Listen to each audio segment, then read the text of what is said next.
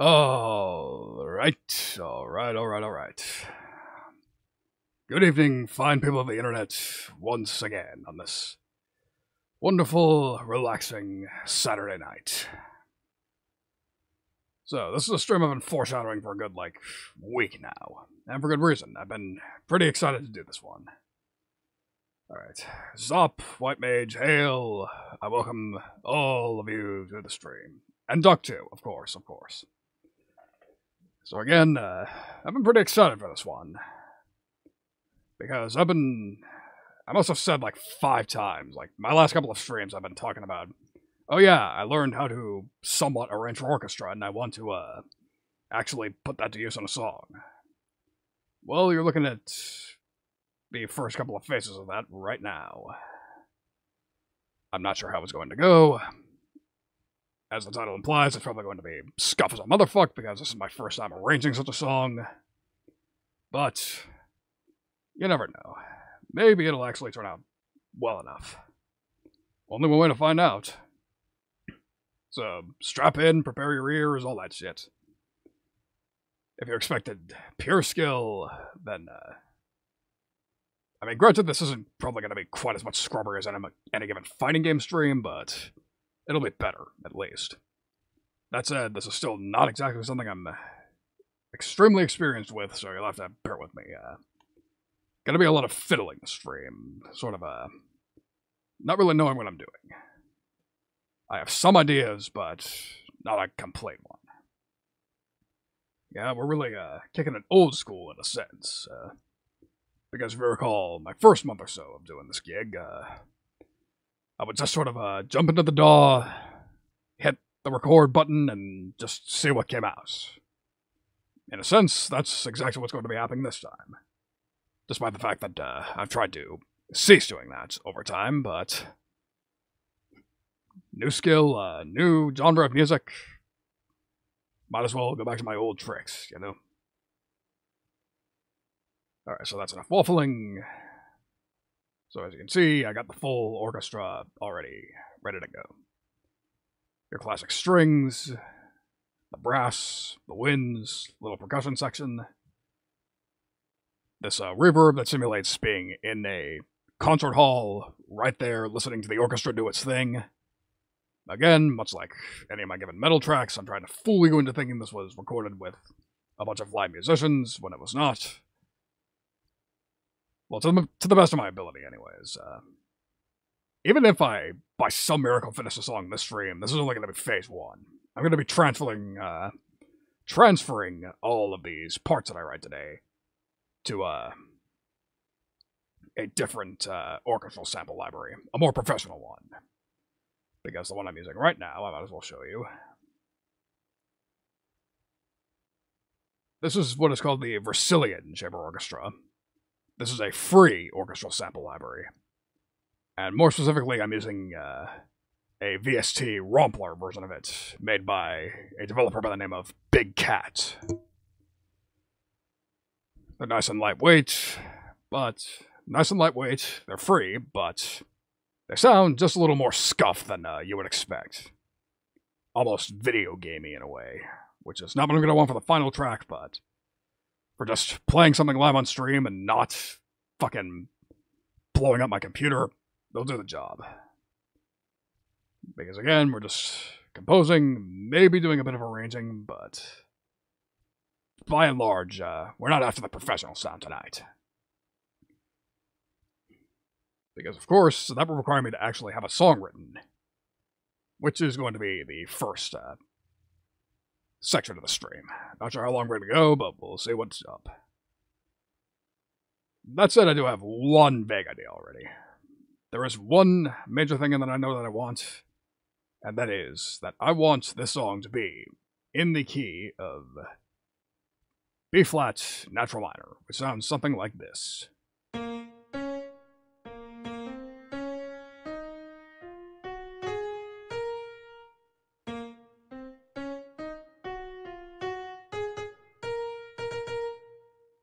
Very sad sounding key.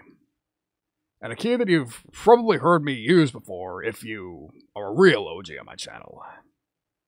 Because I actually attempted to write a sort of a heavy metal style power ballad in this key, but that's a project that I've long since ditched. I might go back to it at some point, but for the immediate moment, it got left by the wayside. But I consider this to be the saddest of all keys. Those of you who have seen Spinal Tap may know the common wisdom is that D minor is the saddest of all keys. I disagree. B flat minor. This is the key you want to use if you really want to symbolize absolute despair and just wanting to cry, fucking slash your wrists the whole nine. Then again, it could be an exaggerated sort of idea too.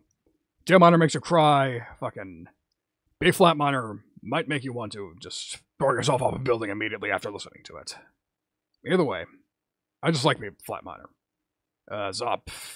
F sharp's a pretty nice key too, but I don't really consider it sad per se. Then again, that may have to do with the fact that my personal favorite song that's in the key of F sharp minor is Fatal Duel from the Guilty Gear X era.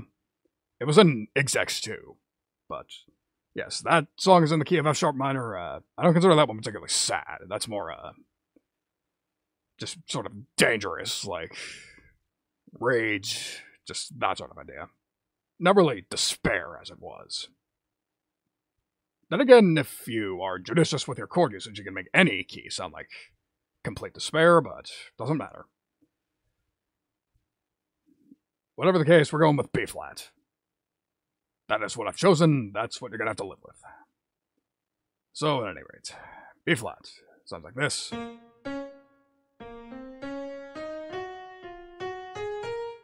Which is a complete pain in the ass to show off with a sensitive mouse, but you'll have to live with it. So as you can see here, I've sort of pre-prepared a bit of a scratch pad up here. Scratch chords. What it's named is what it is. Exactly what it says on the tin, as some people would say. Just a couple of chord progressions and a couple of spare chords that I've made up just for the sake of having them there. Just the sort of chords that I want to use. So I suppose we'll start with this first one.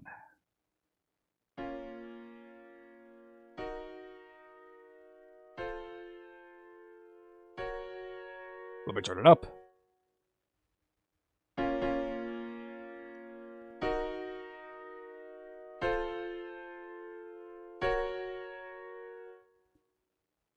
I don't recall quite what chords are in that progression. I know there's an F major in there. Because of course, this being classical, we want to dip into harmonic minor every now and again. Usually, B flat has an F minor chord as its 5, but I want to bring in the major 5. You know, harmonic minor. Just give it a little more pull. Why not? And then this next chord progression, I know what it is, but I'll play it first.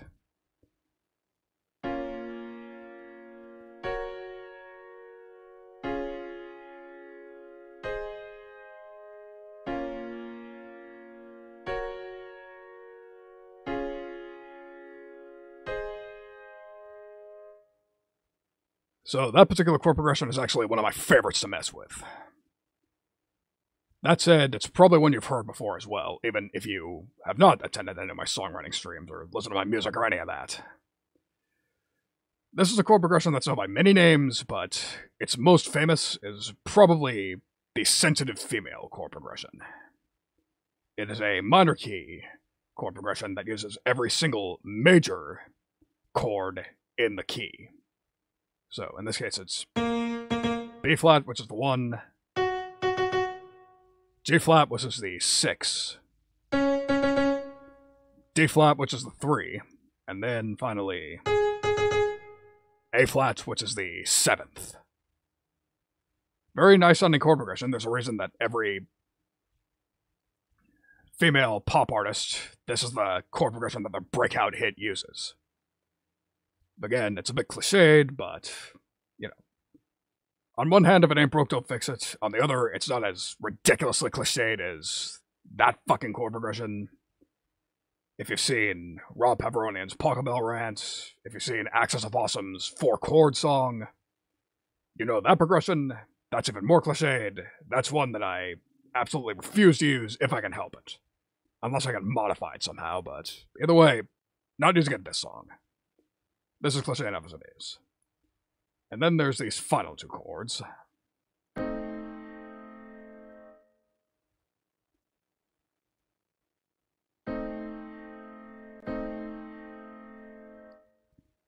So this one might take a little more explanation. So this one's, again, a bit more of a classical trick, but not so much a harmonic minor trick.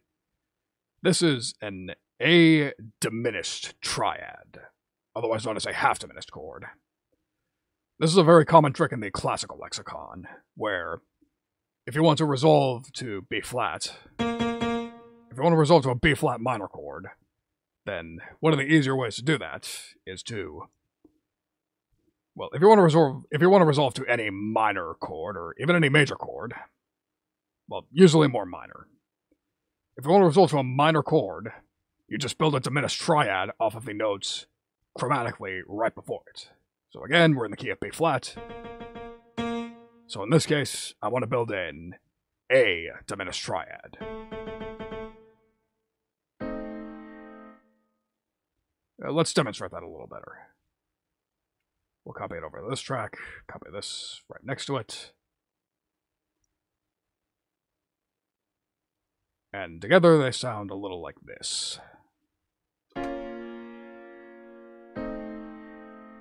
I probably should have put them the other way around. That was my mistake. And now that they're the right way together, listen to this resolution.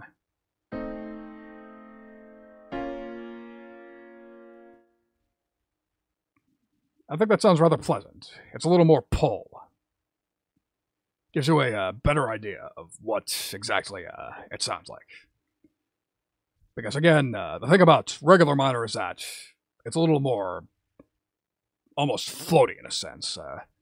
Strong resolutions are not really that key's strong suit, but again, that's what harmonic minor and these particular harmonic tricks are for. And then this last chord, that's just the 5 by itself. Nothing too special there. So again, that's the scratch pad, so to speak. This is just so I know what's exactly going on. I know I want to use these 2 progressions in the song.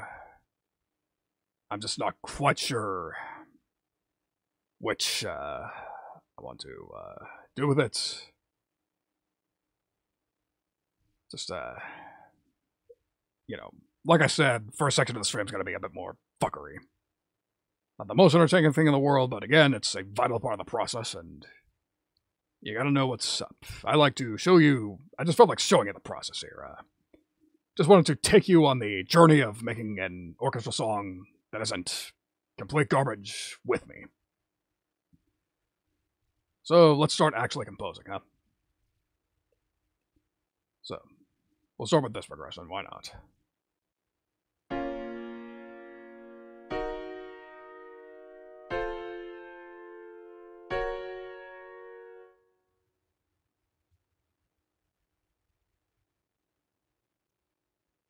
That said, I think I'm going to do a little arranging.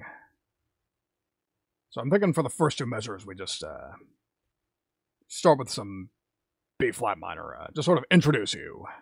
Just let you know, hey, this song is in the key of B flat minor. I'm not quite sure what we're going to do that. I'm thinking just sort of some sort of string chord sort of idea. Maybe have the winds play some melodies, because winds are nice and soft. They're good for less climactic parts, just almost softer sort of parts. But we'll get to them when we get to that. First, we're gonna actually put the chord arrangement to use. Whoops.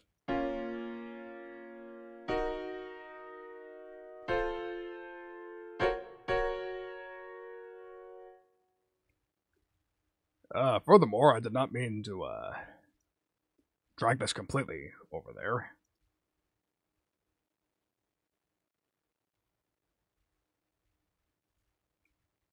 That was my mistake. this was supposed to stay over there. I wanted to copy it over. I must have dragged it there by mistake. Alright, so one thing immediately that I can do to make it a little more sensibly composed is I should probably bring these chords closer together.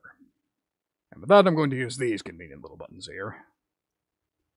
Specifically, I want to invert this down. Chord inversion down.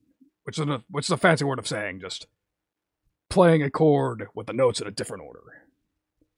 Because again, this is a flat chord, but you might have heard, they sounded a bit clunky in just played straight in root position, just shifting over and over. So let me invert it down, and there we go, just like that. And I'm just going to go ahead and do the same for these two over here.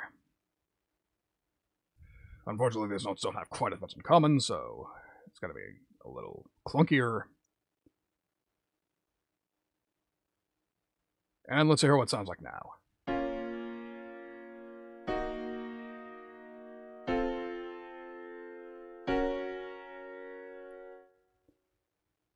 Now, contrast that with how it sounded initially.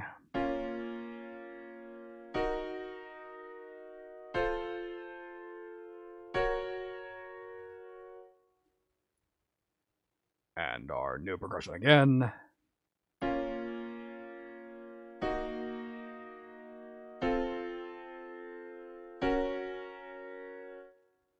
Much smoother, much nicer, I would say.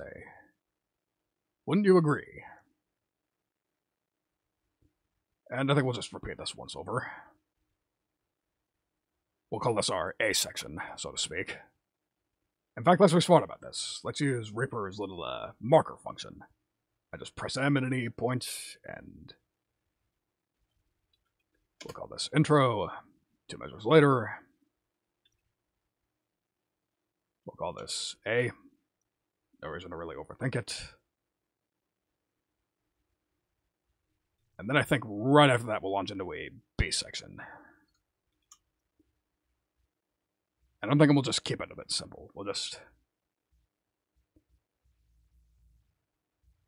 start with a B flat, and I think we'll just jump between that and our major chord. Our F major. Major fifth. And we'll bounce between it 4 times. I could have done that a little more efficiently. As a matter of fact, let's do it even more efficiently. Let's glue these items. Invert down. Again. Smoothing it out a little more. So, while I'm doing this, you may be asking yourself, well, hey, why are you making a sad song? And I'll answer that as soon as I do this one last thing. I want to make the bass section quite like... Oh shit, a raid! Motherfucking Acreus Oakshot, the robot hero. Welcome to the stream, and welcome to the viewers he brought over. Welcome, welcome. Glad to have you here. Pleasure to see you, Mr. Hero, and everybody you're bringing along. You've arrived just in time. We've just started. I'm only just laying down some chords. Bare basic start here. So, yeah. We're making an orchestral song. Sad as fuck. Because I'm not sad right now, but I'm kind of going through some shit and I need to, sort of, put it out on the page, as it were. Not feeling that bad, but could be better, you know? But enough about that. So again, intro, A section, B section. But before we launch into the B section, there's one last thing I want to do. Get rid of this.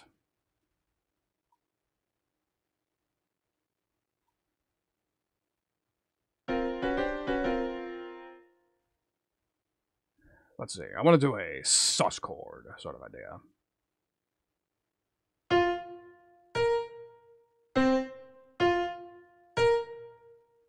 And fortunately, we have the function to do that. F. Chords. We can snap the chords here. Isn't that convenient? And let's see. Okay, that's strange. We should have suspended chords here.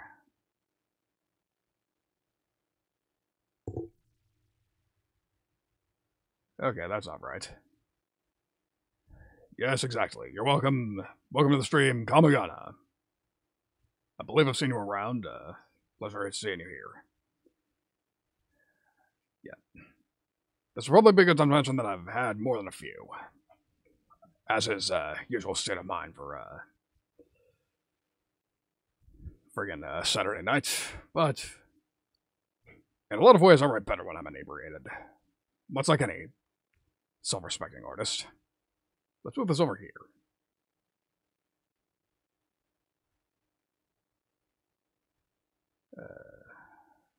Oh, that's right, we're snapping here.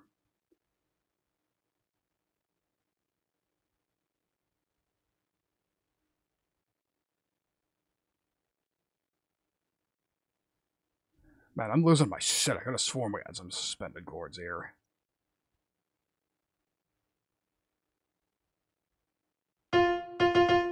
Yeah, we'll do it the hard way. Fine, we'll do it your way. Friggin' daw. Okay, first let's snap it back to the key we're actually in, B flat.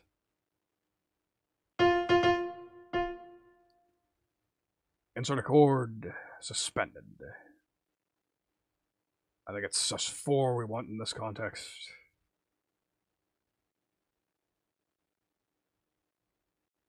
Let's bring this down so it doesn't blow out your ears, because with this particular piano plugin, it's loud as fuck if you hit it with very high velocities like any other instrument, but that's not really what I want when I'm just writing a song, just scratching things out. Well, that's awkward. This is already a suspended chord.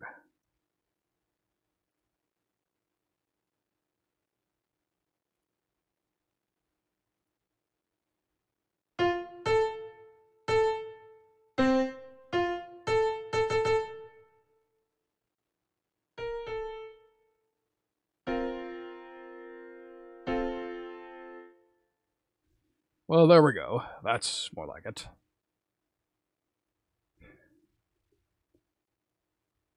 Yeah, again, if you want to see me at my absolute, completely in my elements, this is probably not the stream you want to watch. I mean, this is closer to my element than any given fucking gaming stream, but that said, like I said, in the title, we are making a symphonic song. Problem is, this is my absolute first time making such a song.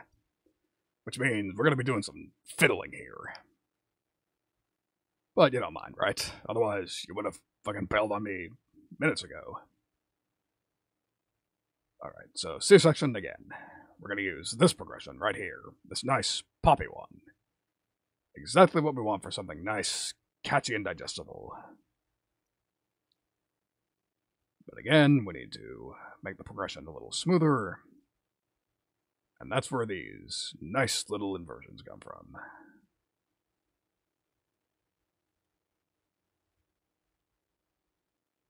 Yeah, I think that chord we can leave as it is. This one's definitely going to come down, though. Alright.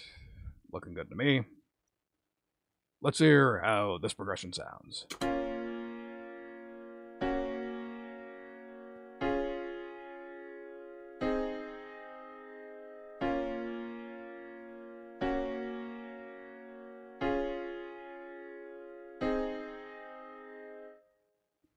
Now, I don't know about you, but I think that sounds absolutely gorgeous.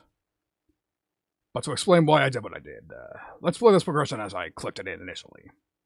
This is just a basic sort of triad voicings.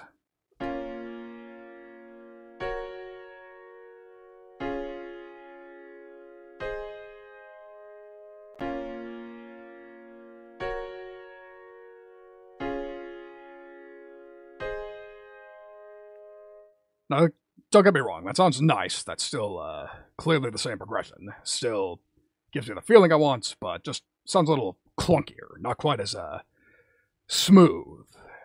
Not as natural, as it were. And that's why I did invert it the way I did. So we're going to go 2 reps of that. And I'll come up with an ending later.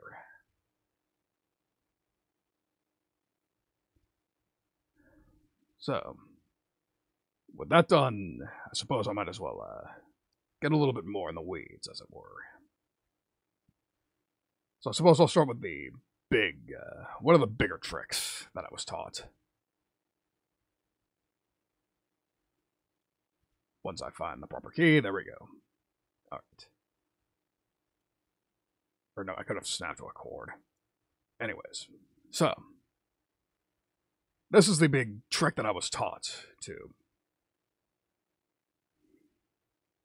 That's fine, Hale, that's fine. I'm sorry that I'm not doing a particular tutorial stream, but I have other streams for that, so not to worry. I promise you, I've got other streams and they works for that. Then again, this might as well be a tutorial stream, because again, I'm learning with you here. As a matter of fact, I'm going to teach you something right now. So, here we have the bare basic triad. But, here's a little trick. So, the way a chord is set up, this is called the 1, this is called the 2, and that's the 3. That's why they call it a triad. All the bare basic chords that you're used to hearing in any given song are made up of 3 notes. 1, 2, 3. That's what I did mix up the order over here. That's what inversions are called. Because an inversion is just taking any given chord and putting the root in another part of the chord. So for instance, if I brought this down here, it's still a B-flat chord. It's merely another inversion, so to speak. In that context, it would be called first inversion. But here's where the real money happens. This second note, we want to drop this one 1 octave lower.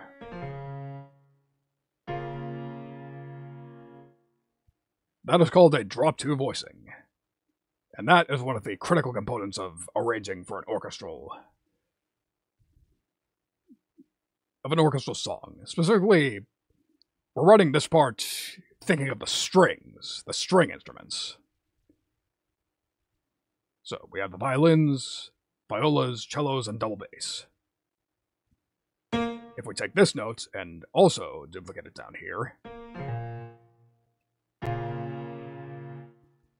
that's pretty much all 4 sections sorted out. This part can go to the violins, this part the violas, this part the cello, this part the double bass. Clever, clever, wouldn't you say? We're thinking ahead here.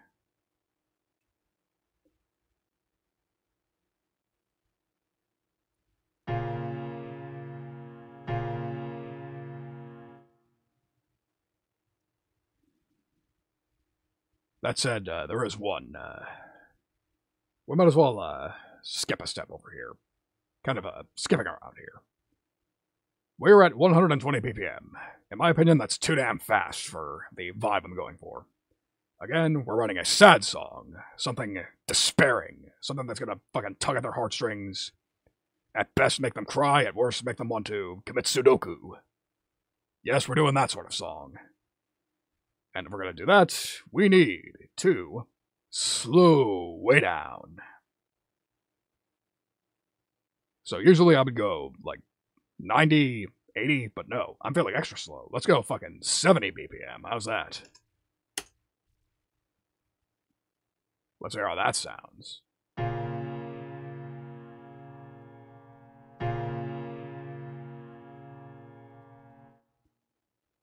And I just realized the metronome probably isn't playing, so I suppose I'll just have to improvise a bit. So, the metronome would sound like...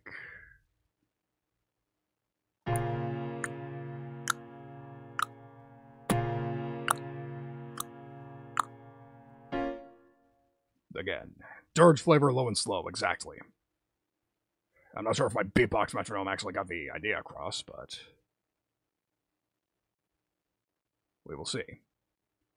Okay, fortunately I didn't make the mistake I thought I did.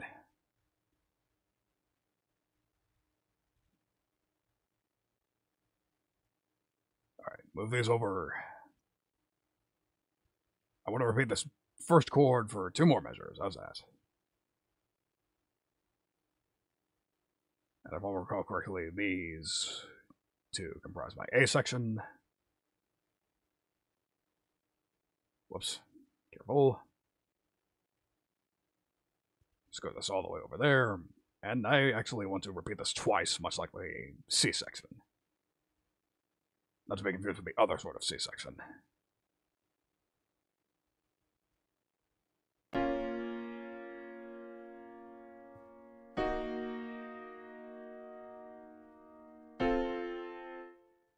Oh, I did repeat those twice over already. Silly me. Alright. So for the B section, again, twice over. Just bouncing between the minor and major chords right here. Nothing too fancy there.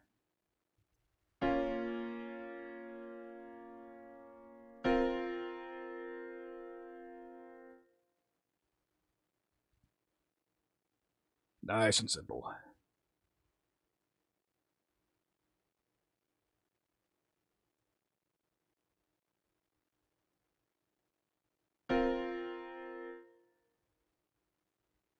Whoops, almost forgot about that section. That would have been embarrassing. That's part of the B section. This is where the C section actually begins.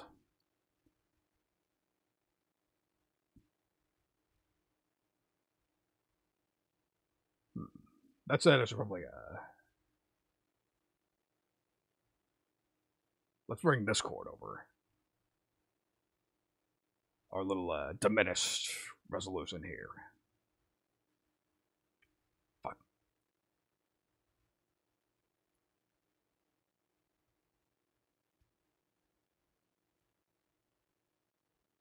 And we'll just have it go straight for 2 measures.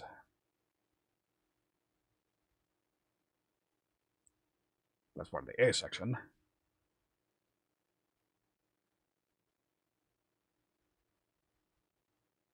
And there we go. Again, we don't have the ending in place yet, but we'll get to that when we get to that. So, let's just see how the chords just sort of mesh together.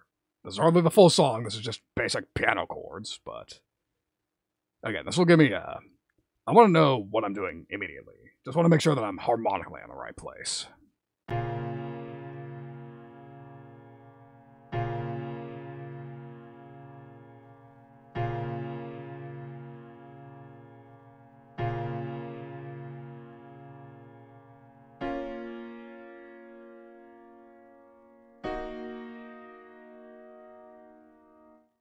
Okay, I'm not going to play that whole thing because it just occurred to me that we're already up to 3 minutes as it is.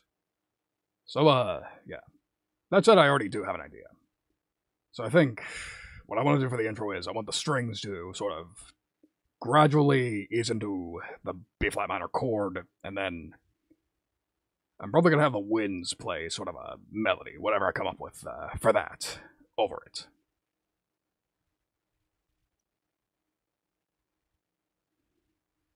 As for coming up for a melody, that's going to be a bit of a challenge. But we might as well, since I came up with the string idea, I might as well just put it to use right now. So,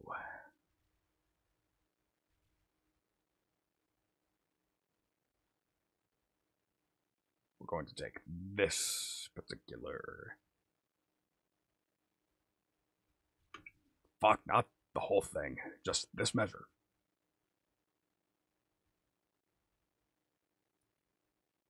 And furthermore, yeah, that's a default that I probably should have deleted ages ago. Okay, so I want... Okay, let's highlight this whole entire chord. And we'll take just this note. That said, I need to make some new MIDI items.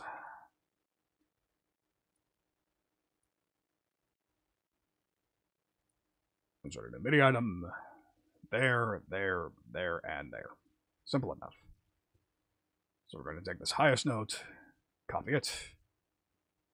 We're going to paste it here. I said we're going to take this note, copy it.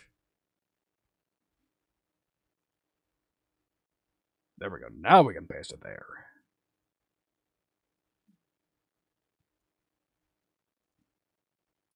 Okay. We'll just make sure we're doing the right thing.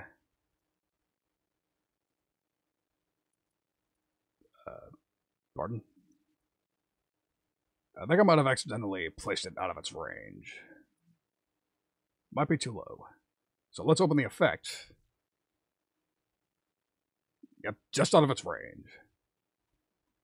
So, that means we need to place this a little higher. Fortunately, that's easy. Let's press T. First of all, let's place this where you can actually see it. Dumbass. T. Transpose MIDI. So again, this might look complicated, but it's not that hard. Semitone is simply how many notes away chromatically. That said, I wanted a full octave, which means grammatically I want 12 notes. There. Full octave higher.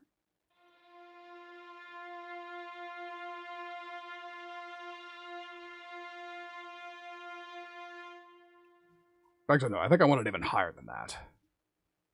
So we'll hit T, we'll transpose another 12 steps.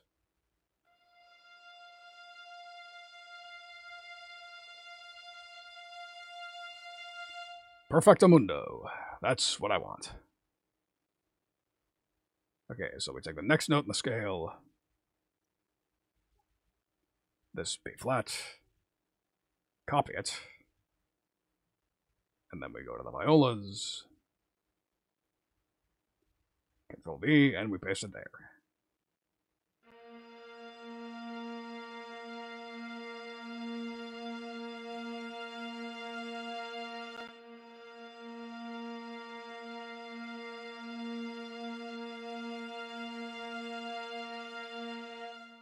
Yeah, certainly not bad for a free sample set, don't you think? But again, this is actually the cheaper sort of alternative that I'm going for. Because again, this is actually a free plugin. Like, these plugins that I have loaded already over here, these are all free. Again, these are Big Cat Brazilian Chamber Orchestra Romplers. Yes, these are all free VSTs. Again, they're not the absolute top of the class, but for this stage of songwriting, I don't need top of the class. I need something that won't fucking set my computer on fire while I stream the process of writing the song for you fine people.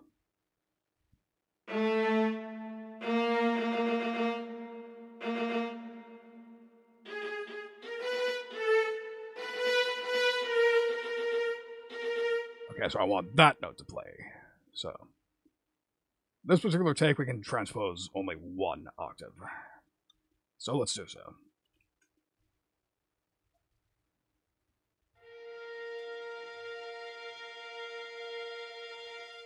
Perfect. Completely perfect. That's what I want. And now again, next note of the chord, this D flat. Control C, copy it. Go to the cellos. Control V and paste it.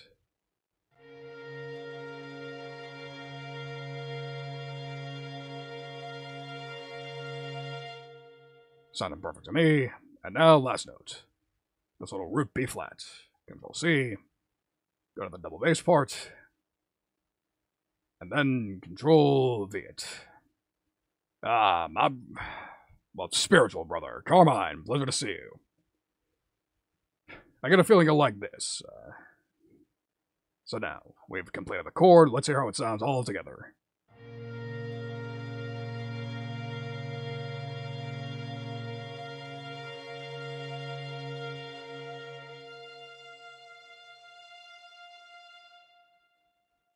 Okay, so it actually doesn't sustain quite as long as I want. That's embarrassing.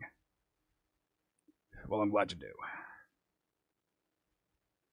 Okay, so correct me if I'm wrong. I've had a few, so the streams I've watched the last 2 days are kind of blended together. I could have sworn I walked into somebody's stream and they were talking about how they went to orchestral concerts. Or no, that was you, Carmine. That was you. So of course you would like this. I'm running an orchestral song. You're gonna... If I don't fuck this up, you'll probably really like it. Alright. So, yeah. 4 measures isn't gonna work. They don't sustain for that long. So... Change of plans. I'm gonna cut this all back a measure. It's embarrassing, but that's just part of the fucking songwriting process. You just gotta live with it. Roll with the punches, as it were. So let's listen again and make sure, Till, welcome to the stream, and that's actually, good to know. I don't believe I've heard of that. I didn't know Spitfire made free. Or, no, I knew Spitfire made free stuff, but I thought it was all under Labs. But, yeah, I'll have to check that out again. I did try Labs, and I did like it from what I, messed around with. That said, I'm not the most diligent at updating my, VSTs, and, I forgot to update for like a month, and suddenly it was, like, unusably broken, so, I'm gonna have to try it again. Again, that's entirely on me, so, yeah. Like, it's not something I would bring up, but yes, Spitfire... Or is that Spitfire who does Labs? Either way. I would trust his word over mine. Again, I've had a few. Okay, so let's try this again.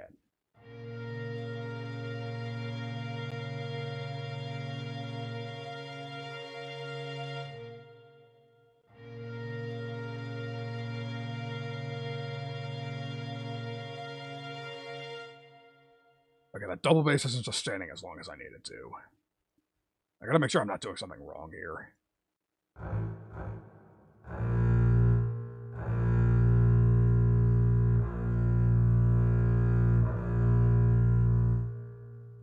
Okay, that's strange. Welcome to the stream, Elliot, and in a sense, that's exactly what we're doing here. Again, I'm just laying out a basic chord here. We're not at the proper songwriting yet. I haven't brought down a melody yet. I'm just sort of, I only just finished the chord progression, actually.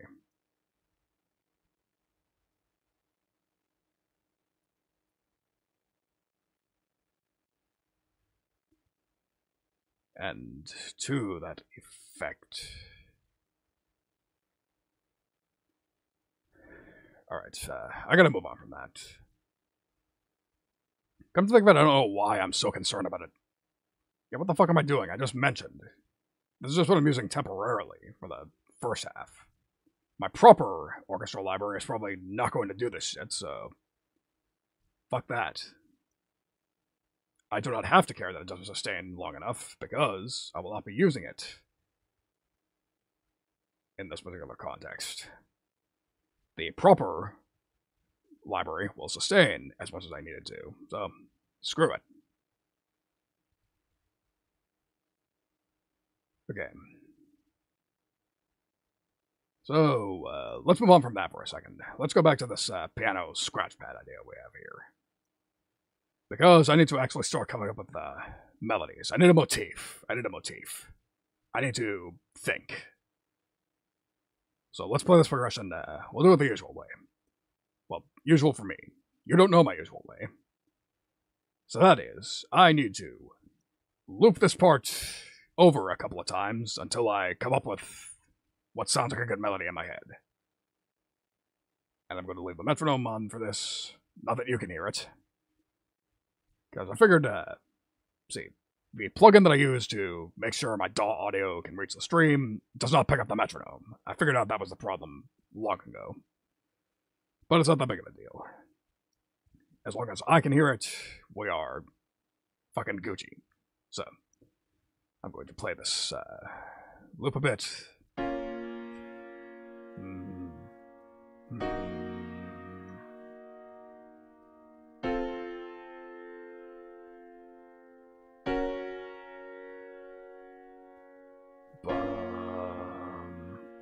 Bum, bum, bum.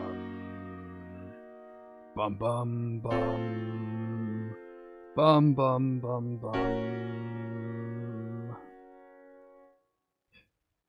Yes, I am a bum. What gave you the idea? Alright, so. Key snap, B flat. Yeah, we're not gonna go for the triad. Simple Aeolian.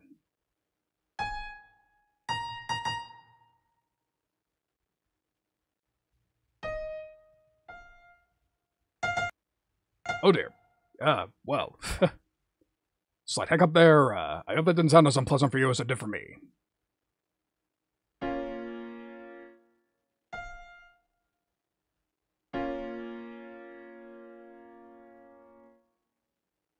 Alright, so we'll scratch in the melody here. I think we'll start with this note.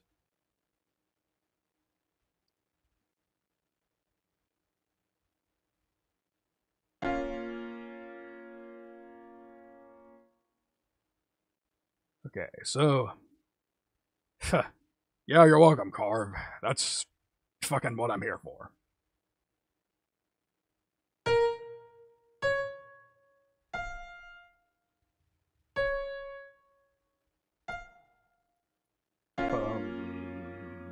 Bum, bum, bum, bum.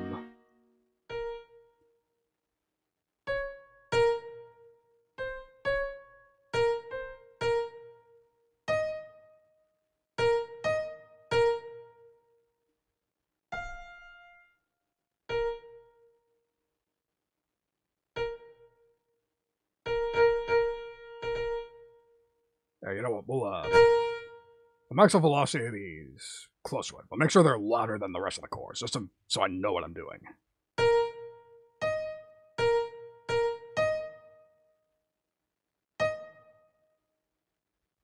Stop.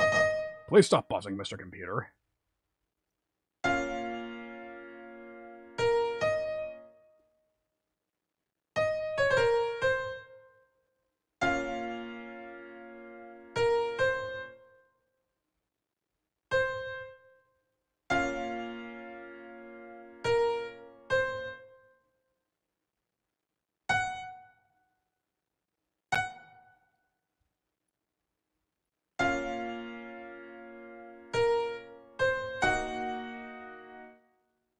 Okay, so I'm not sure what the filler note here is.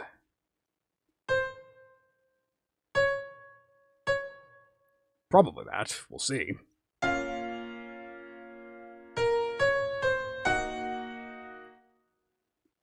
Let's experiment a bit. I'm not sure if I wanted to hit the C. Let's see. Let's just go back to the root.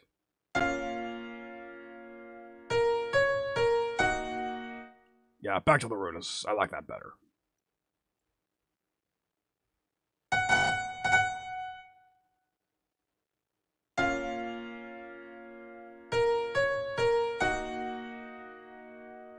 Bum bum.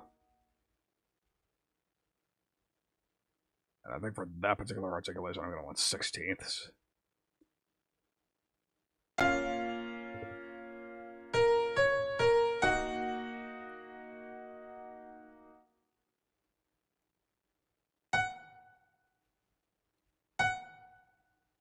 Okay, so I just want to make sure I have the rhythm right. I'm not changing the notes quite yet. And I did it wrong. It split the notes down there, too. That was embarrassing.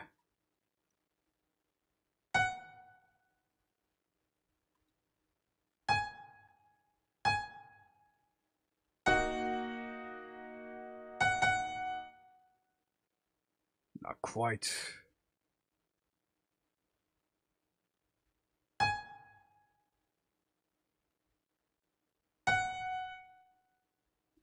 Okay, let's see if I got the rhythm right this time.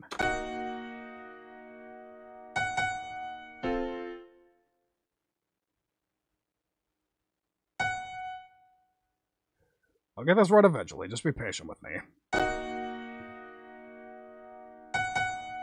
Perfect. That's what I wanted. Okay.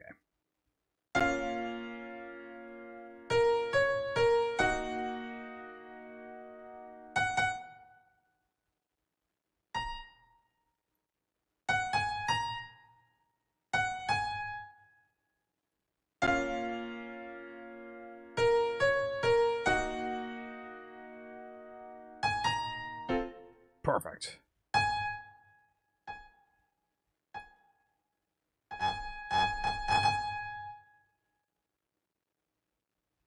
Let's hear it over again.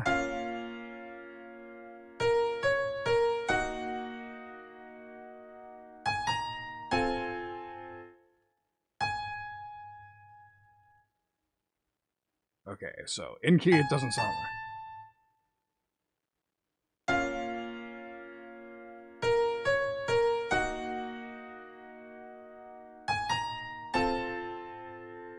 That's right. That's the harmonic minor flare that I discussed earlier in the stream. This is a B major chord, which means if I snapped to B flat minor, it wouldn't have worked.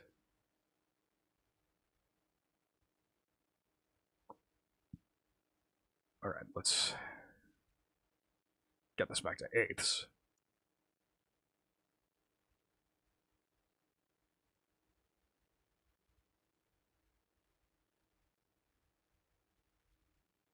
Because you see here, I'm trying to call back to the rhythm over here. That's what we call a motif. That's what's going to make this actually sound like actual music.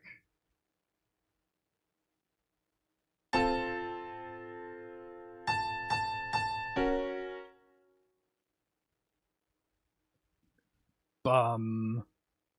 Bum, bum, bum, bum, bum.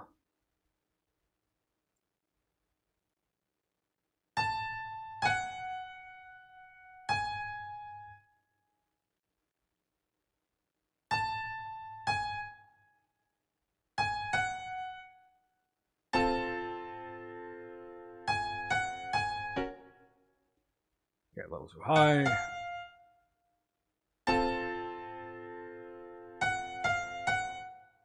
No, that's not right either.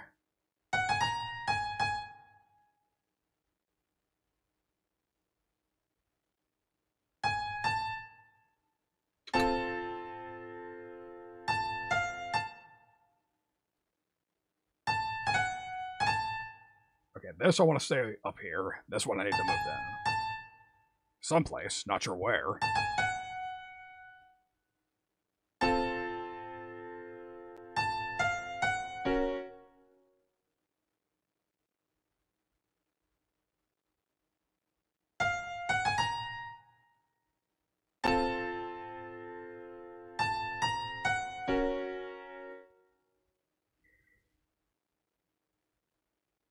Okay, I think I have what I want in my head.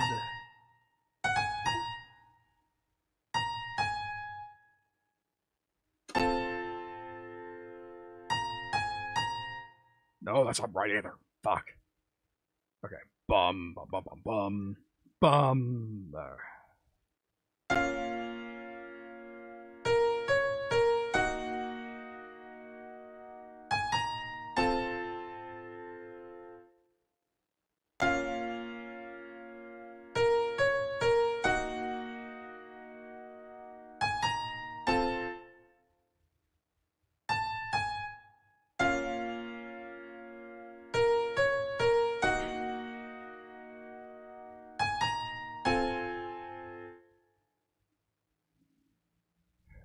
And I just remembered why I changed that in the first place. Okay, let's be a little smarter about this. Harmonic minor.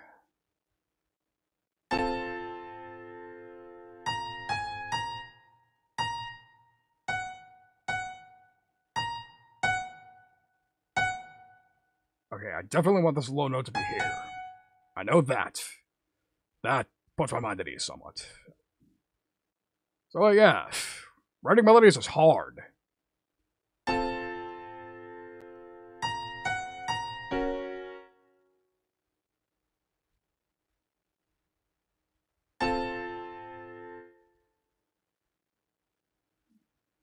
Okay, here's something I probably should have done. Save myself some headaches here. Let's snap to an F major chord. How's that?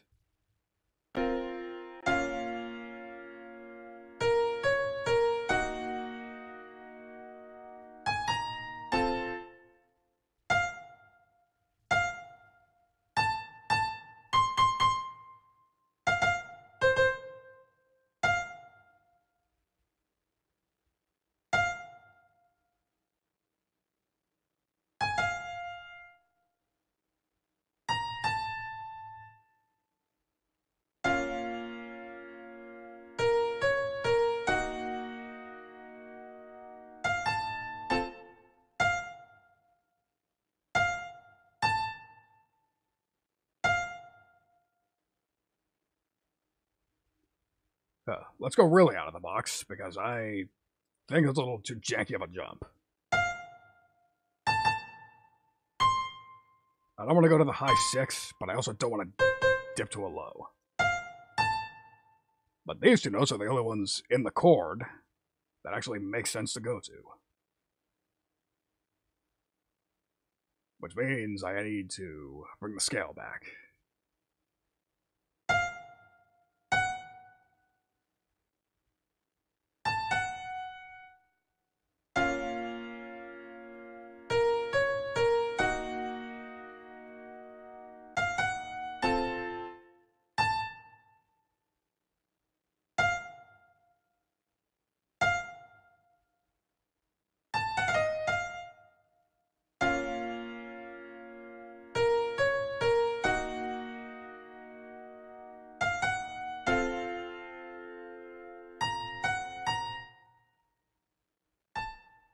Okay, these need to come down.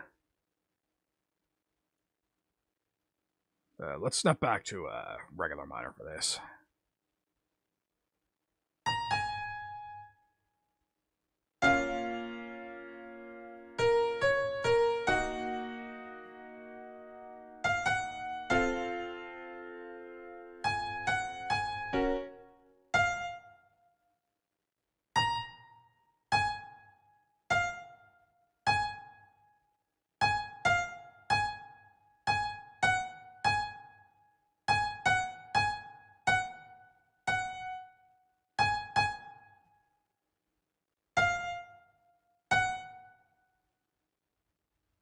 Finally figured out what I wanted fucking 10 minutes ago.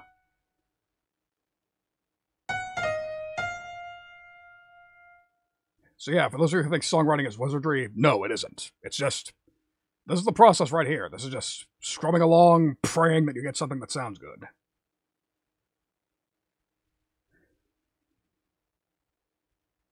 And come to think of it, I think this melody is a little too low.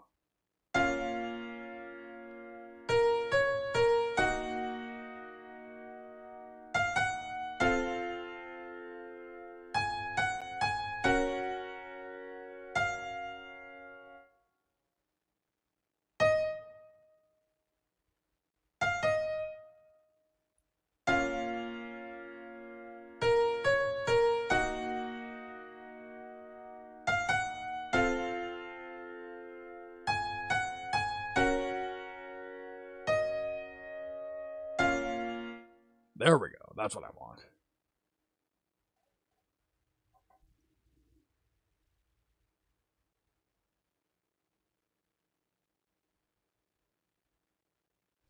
So the thing is, generally when you're running a melody, you want them all to be roughly in the same space.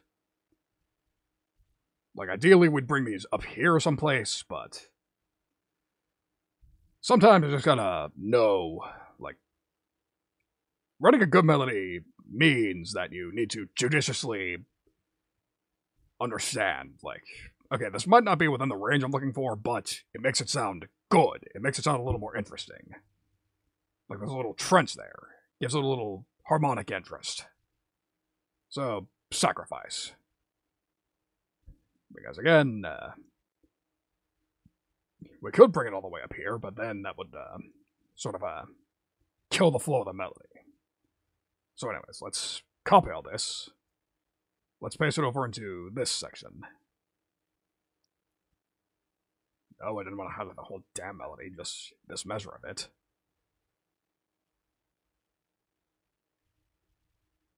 Perfect.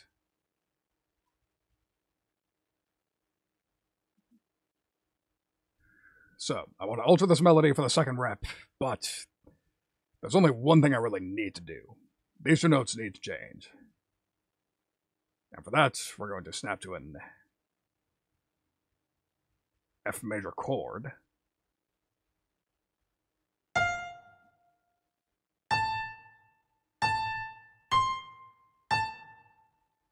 So let's do it the other way. Perfect. So let's hear how this first half of the melody sounds altogether.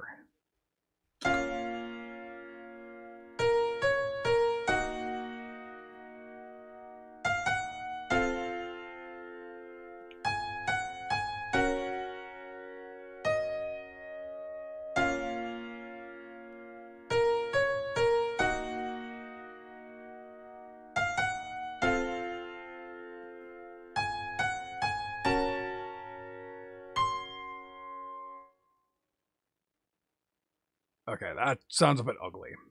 I might have miscalculated a bit. Okay, so let's snap back to the minor triad.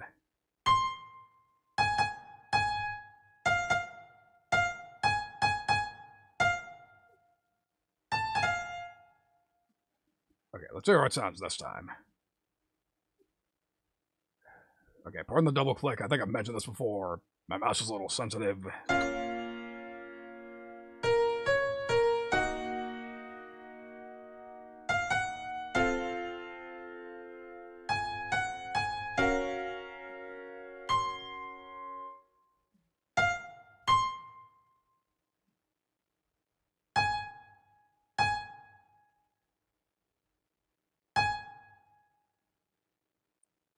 Okay, let's go a little wilder with this.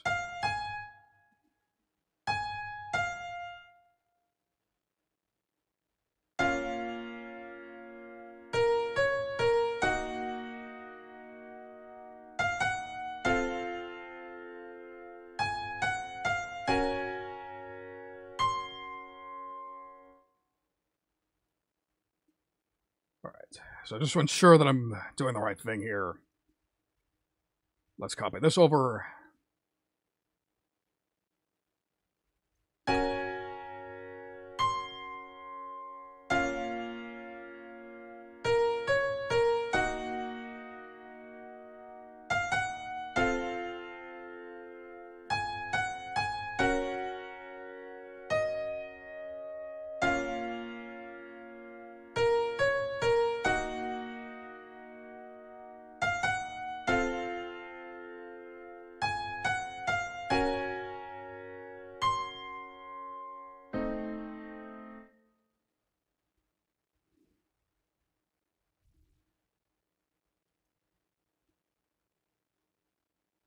Okay, so I think this one we can go a little simpler with it.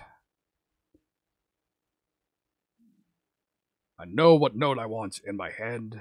I'm just not sure.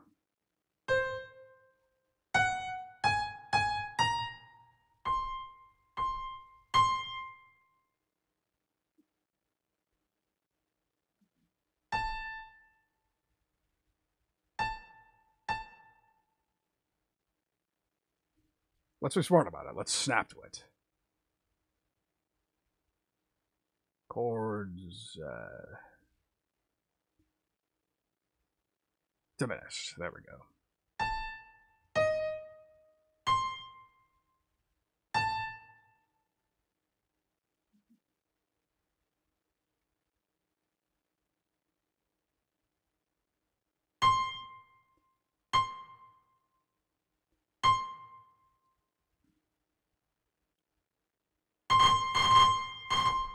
Let's go a little wacky with this measure.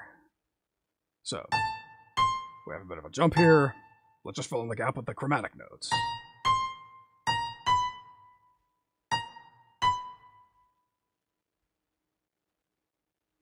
A bit jazzy, but we might as well just sort of fuck with your perception. Why not? But just to make sure we're doing, just to make sure I'm not going too out there, I need to play it back a bit.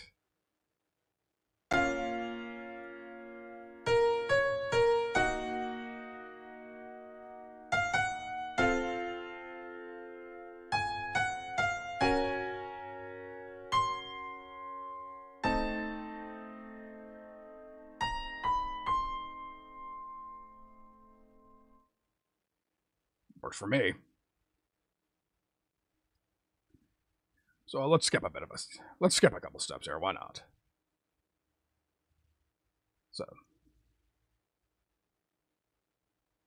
we'll take the chords down here and just arrange them for the strings. We'll copy this.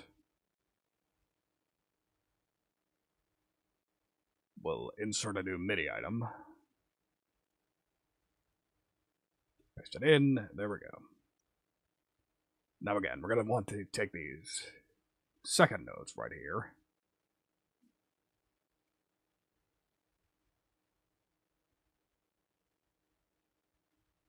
Transpose them an octave lower. And then take the quote-unquote roots, which in this case is really just the, well, no, they are the roots still. Inversions don't matter. These are the roots now. Just because they're making a standard chord doesn't mean that they are not the roots.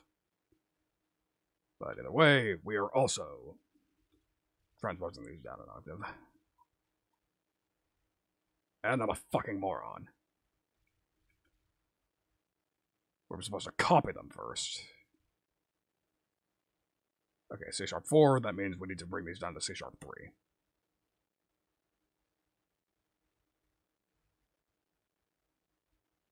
There we go. Now take all these notes. A sharp 3. There we go. Perfect. So, same story as last time. This first high note will go to the second violins. These also go to the violas, cellos, yada yada yada. If you're here for that part of the process, then it's really not... shouldn't be too hard to explain. But I will anyways. So again, these high parts... So I didn't intend to only make a string orchestra today, but... it's only, again... I'm into metal, ergo I am rather familiar with string instruments.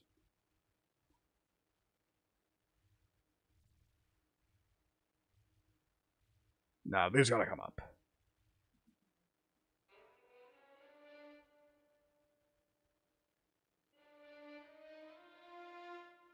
There we go. F.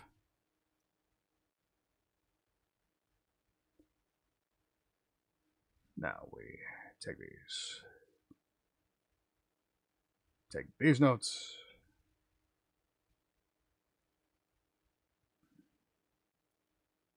And we got them here.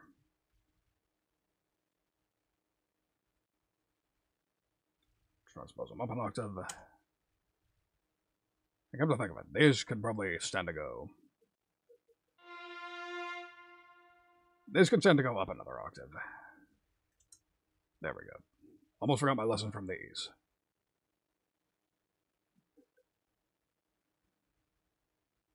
And again,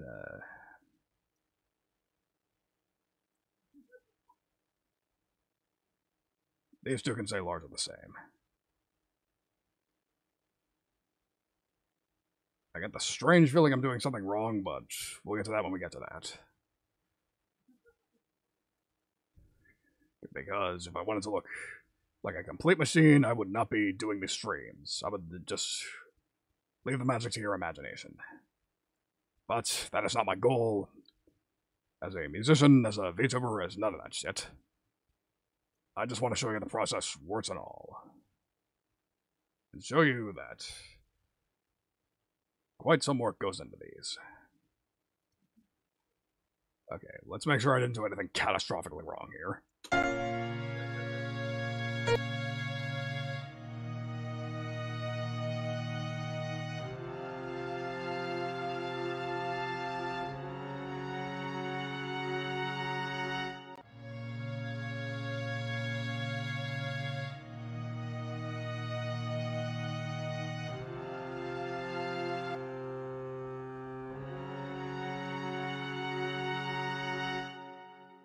Okay, I think that bass is playing a little too high.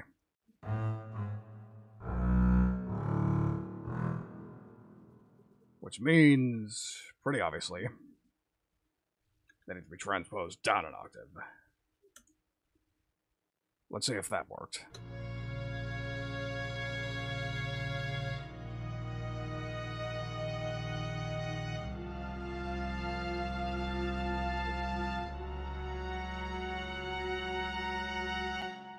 That's better. That's what I want. Perfection. And I'm not trying to blow anyone's mind, not trying to do any prog shit here, so we'll just copy all that over. And it should be fine for the immediate moment. And then this last one.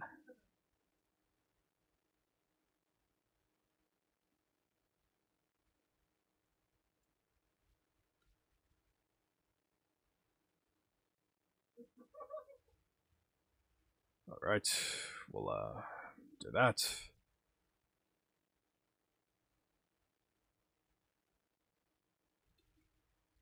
Perfection, and again. Ah, no, I didn't mean to delete that. I really hope one of the other chronomazes laughing isn't picking up on the mic. Alright.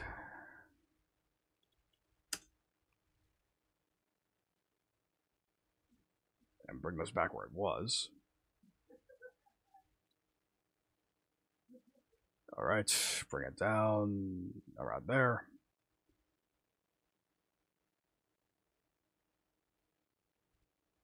Actually, let's bring it up to this track, just to ensure that it's what I want. I'm sort of mixing myself up here. Actually, you know what? I think I'm a little too sober for this. I need to go, get a drink. I will, be right back. Pardon the interruption.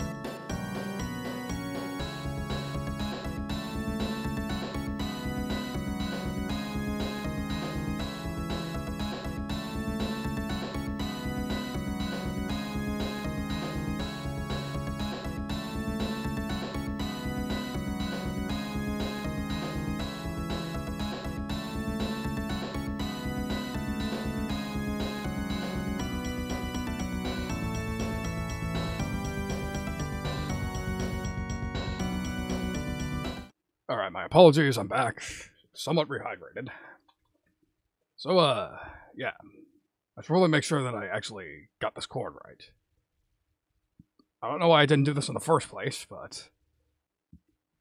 Again, sometimes you just come up with a brilliant idea and then realize, oh shit, I probably should have done it this way from the beginning. Alright, so let's make sure I did this chord right.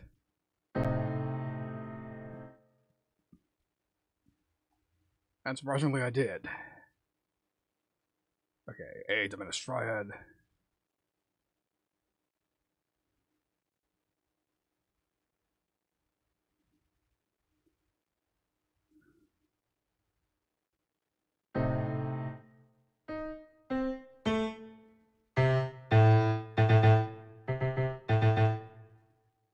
So that is what I want.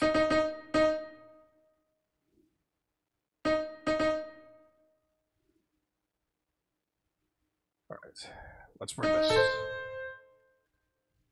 Let's bring this up.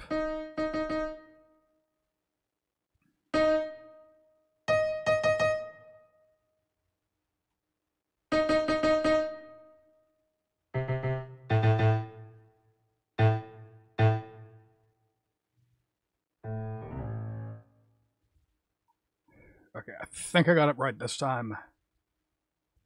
Suppose we'll find out.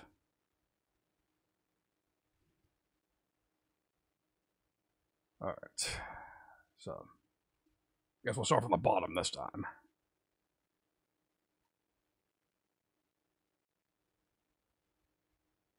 We'll insert a MIDI item on this, but...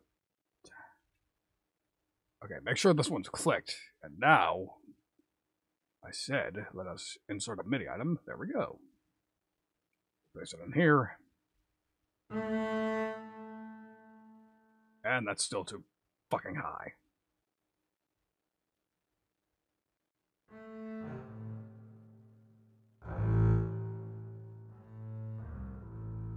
Yeah, we wanted an A. That's what we want. Okay, so we want some variety of C in the cellos. Yeah, fuck this copy-paste. We're just gonna do it from scratch from here. So I want A, C. I know that much. Too high. Still too high. I think that's probably the lowest I got, so that's what we're getting here.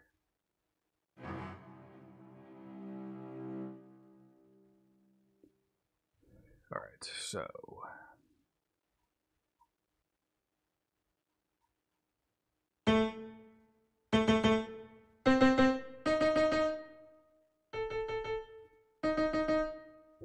Okay, so I think I want to D flat here.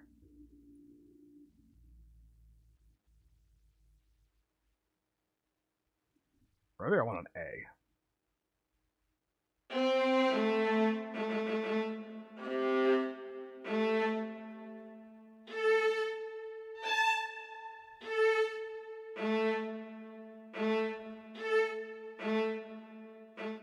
We'll go A3. Yeah, we'll just sort of improvise a bit here. Also, delayed a bit, but thank you for the welcome back, Carmine. You'll have to forgive me.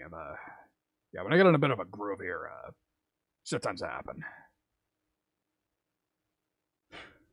Yeah, that's something I've been criticized before, that I'm not the best at chat interaction.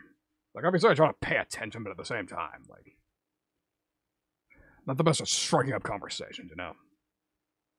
Unless it's a Zatsu, obviously. Like, if I'm meant to be talking, then sure, I'll shoot the shit, but, you know, this particular work doesn't really leave much room for that. But surely you kind people will find it in your heart to forgive me for that, right?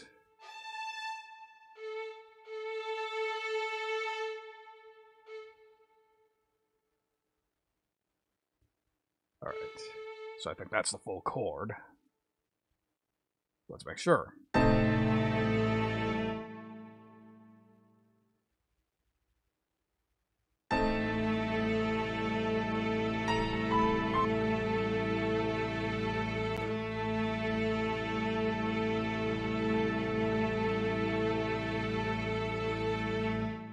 Now that is an evil-sounding fucking chord. That sounds amazing out of context if you ask me, but again, the entire point is that we're going to resolve up to the proper chord of the key. Alright. Yes, very evil. That's what diminished are for. They are meant to be evil-sounding, just fucked up, scary chords. Tension is the word that a lot of music teachers use. They are tense chords. But like every other tense chord, it's supposed to resolve to something a little more pleasant. And we'll get to that. Because again, we're going to want to go back to B flat for the next part of the song. But before we do that, I need to figure out my melody.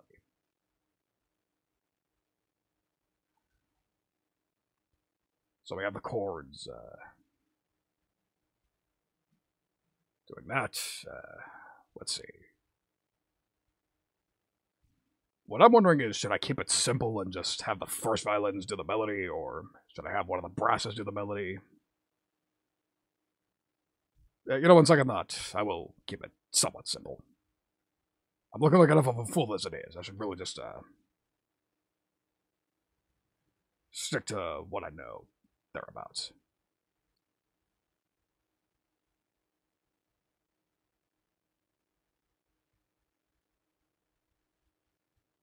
which means we're going to be taking all of this, get rid of it, kill it.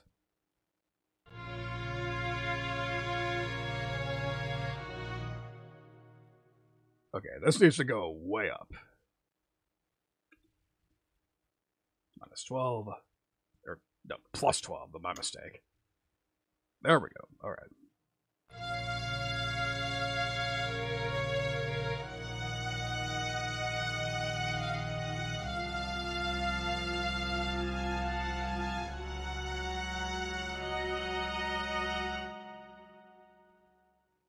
And shocker, it actually sounds pretty good. And we're going to do much the same for these. Get rid of the actual chords that are meant to go for the rest of the track. Bring down the velocity. And then transpose them up an octave. So, let's hear how it all sounds together.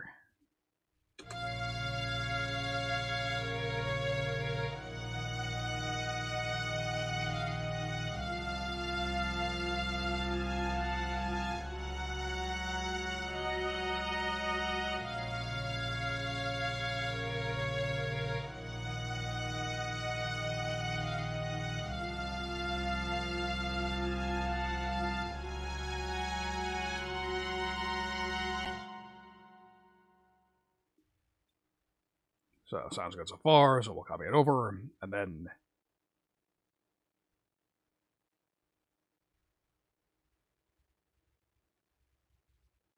take this. No. Just this.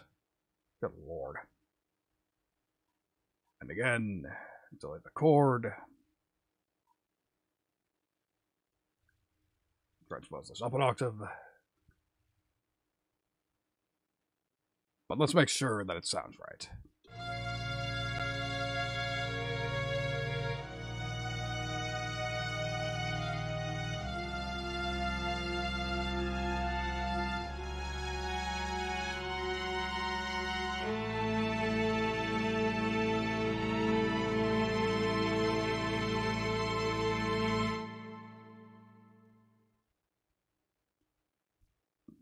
Yeah, again, that sounds nice and tense. Fucked up. Crunchy almost, but again, we are going to resolve right back down to this. Which means I have to come up with a fucking melody for that.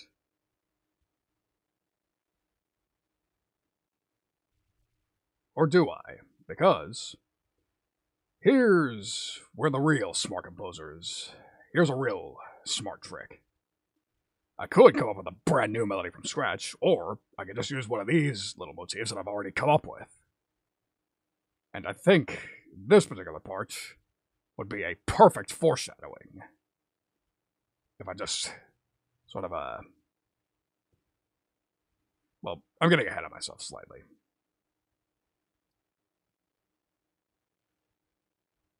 So I think for this particular,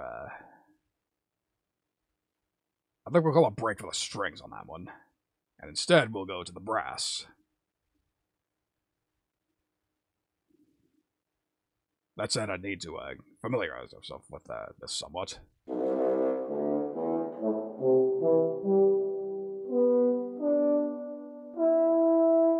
So there's the French horn.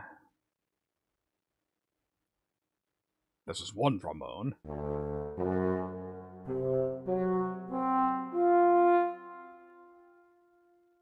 There's the trumpet.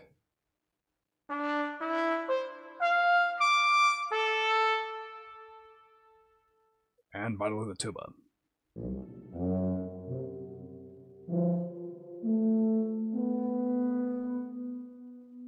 That'll be $60. Yes, I know that's not how the song goes. No, I don't care. Okay, so, again, these big open voicings are what you want for strings, but as you can probably tell just by looking at the romplers, we cannot exactly take that approach with the brass. We need to compress the voicings a bit. Make sure they're a little, the voices are a little closer together. Which I think I can make happen. So, just take this one. Shouldn't be that complicated.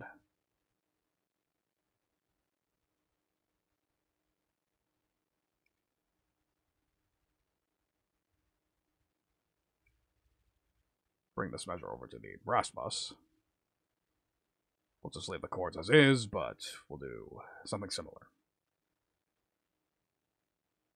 So, these two bass notes, these lower notes, we want to bring to the tuba.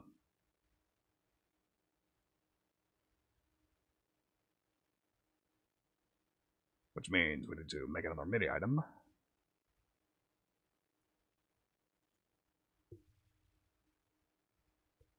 Okay, unsnap just in case. Perfection.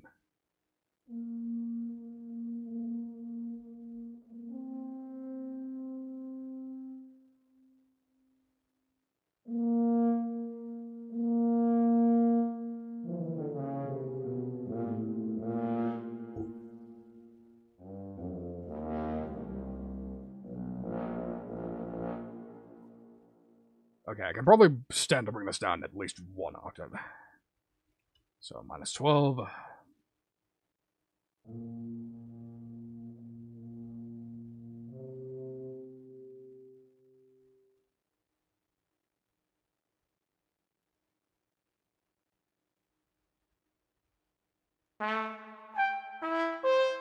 Okay, I think the trumpet will stay for the melody, which means I think a trombone is what I want to do next.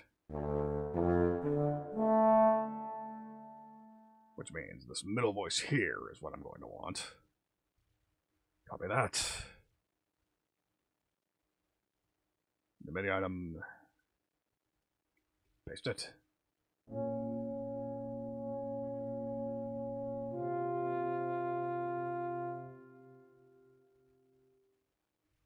Fine enough by me. And then the horn. Oh, dumbass. Perfect. Take these. Put the MIDI item on the horn. Paste it there.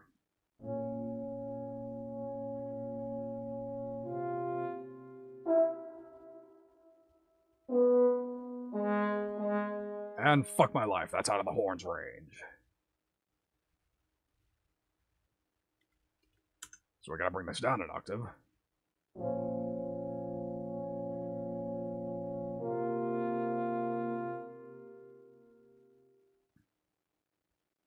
Which means this has to come down an octave too.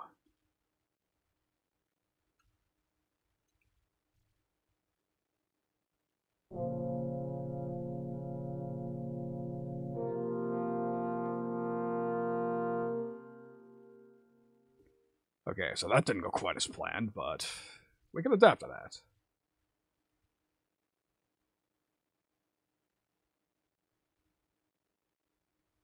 Alright, so for the melody. So bum, bum, bum, bum. So going from one chord tone and then doing sort of a run down to the next. I know I want to do that.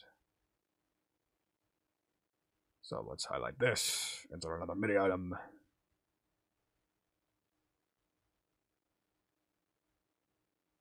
Let's snap to the B flat minor triad.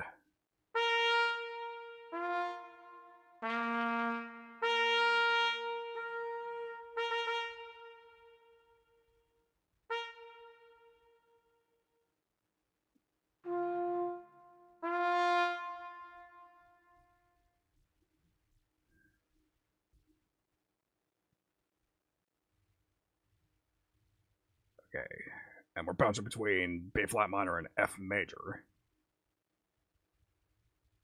Not the entire key, just the chord. Silly me.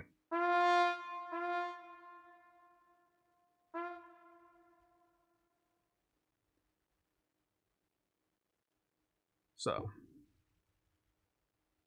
now let's go back to B flat natural minor.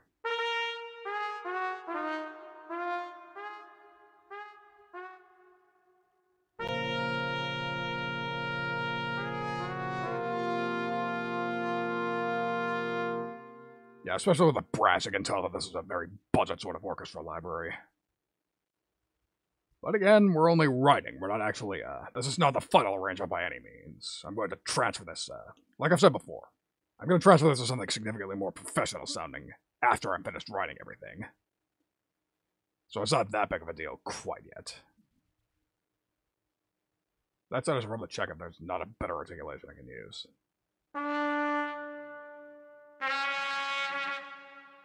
No, that's not it. Nope.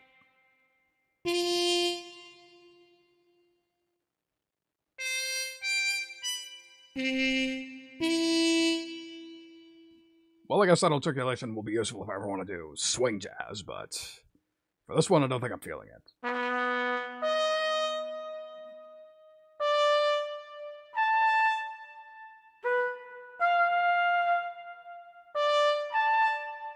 Yeah, no, I think sustain's the best I got for the moment.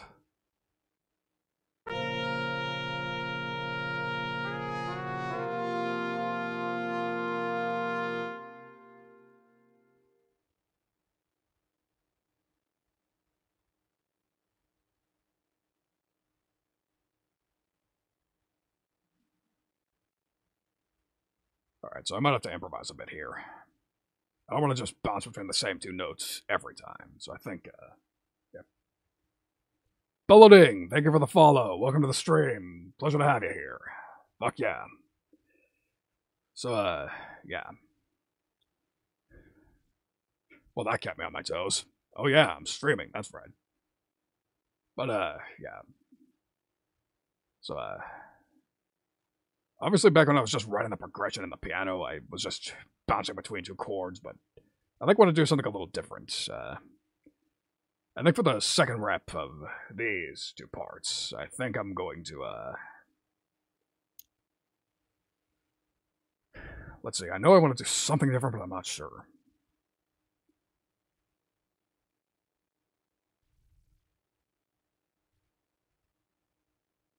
Yeah, I think I'll just do the second half of the melody first, bringing the piano part back, and then just sort of going from there.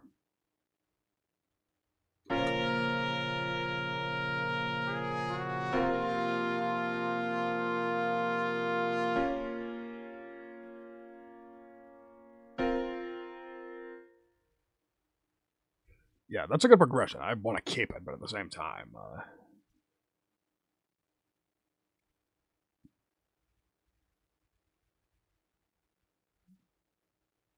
alright, so let me check the melody again just to see if there's something I can steal from it.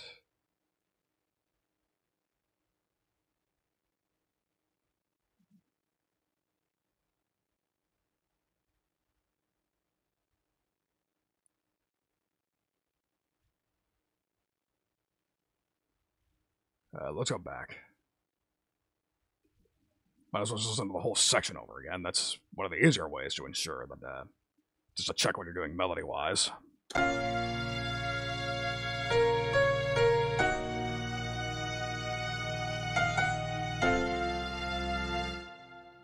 Okay, so that dun-dun-dun.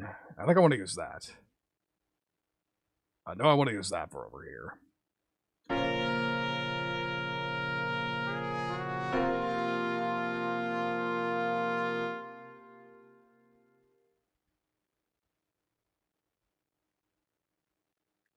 And if I recall correctly, that required a 16th snap.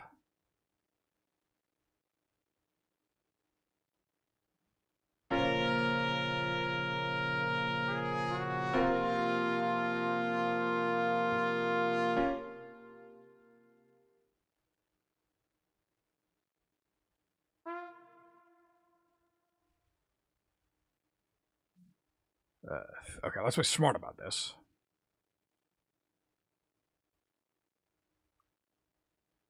Okay, so... Yep.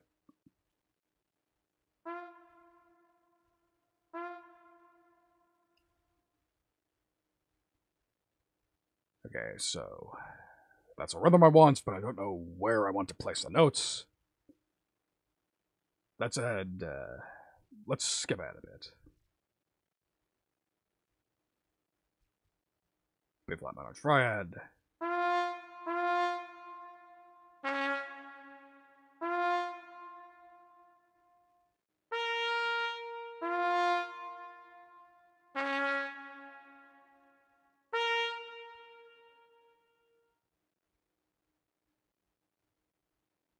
Yeah,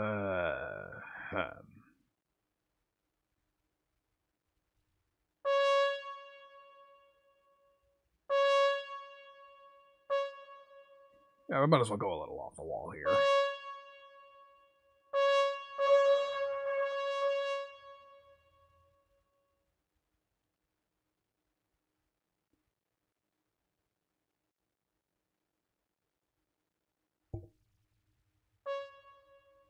And again, sort of an eighth note walk down we're doing.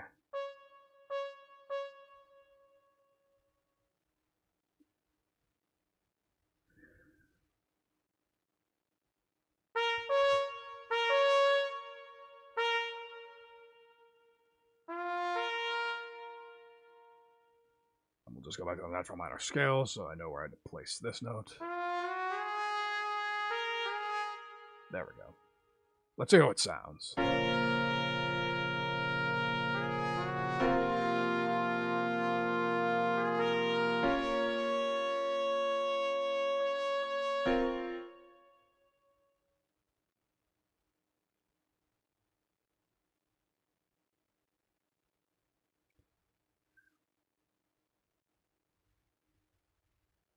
All right, I think I know where to go from here.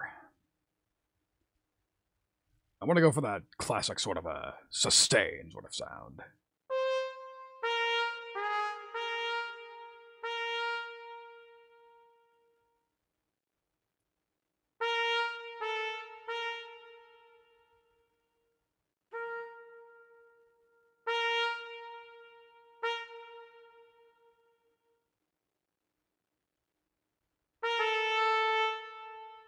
Perfect.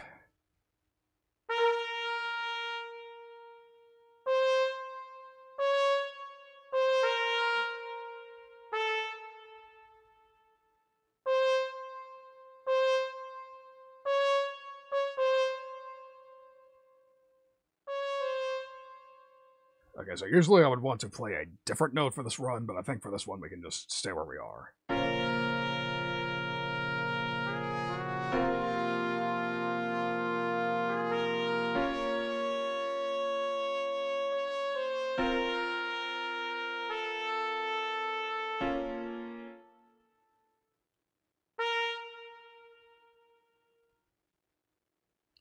Alright, so the melody is pretty much exactly where I want it.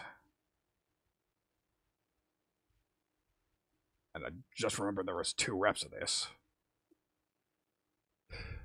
Well, here's the test. Might as well see if I can, if it's as interesting as I thought it was.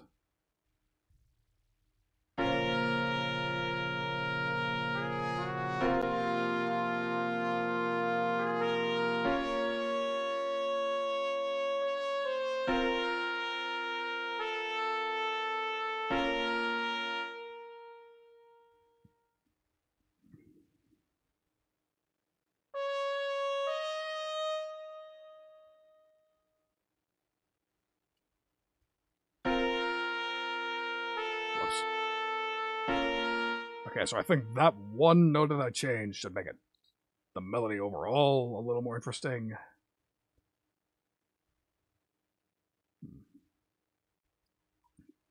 Yeah, I think I made this bass section a little over long. This is ridiculous.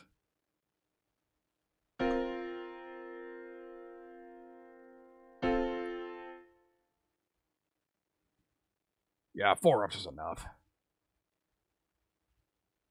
Which means, let's get this shitola out of the way. Bring this back over here.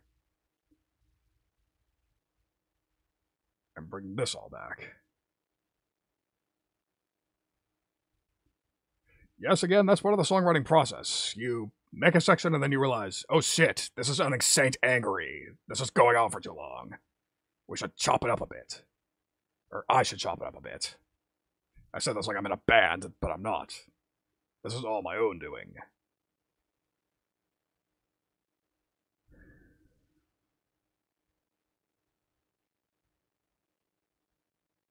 Thank you for the posture check, Kamu.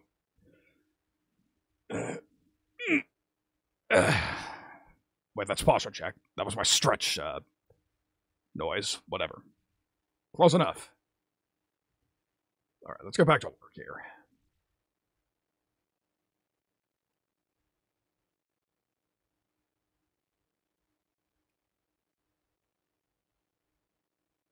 And fortunately for this one, I know exactly what I want to do. For this little 2-bar transition, where we go from a proper sus to a minor chord.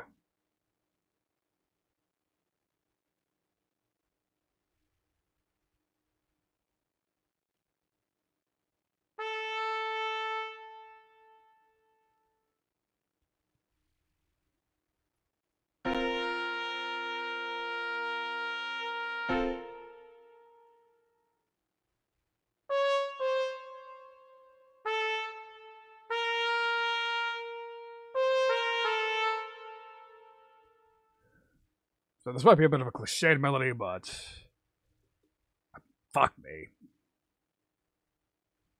But I like how it sounds, so I'm going to do it. And if you don't like that, then too bad.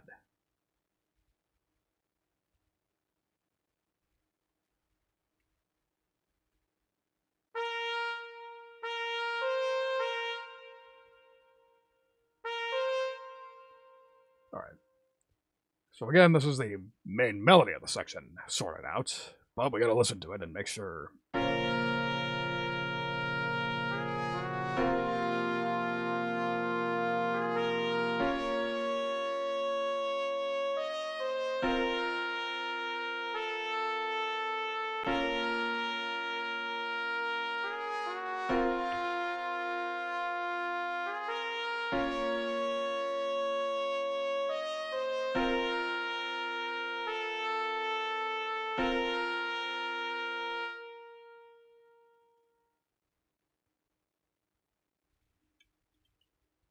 I'm going to bring this down an octave and pray that it's within range.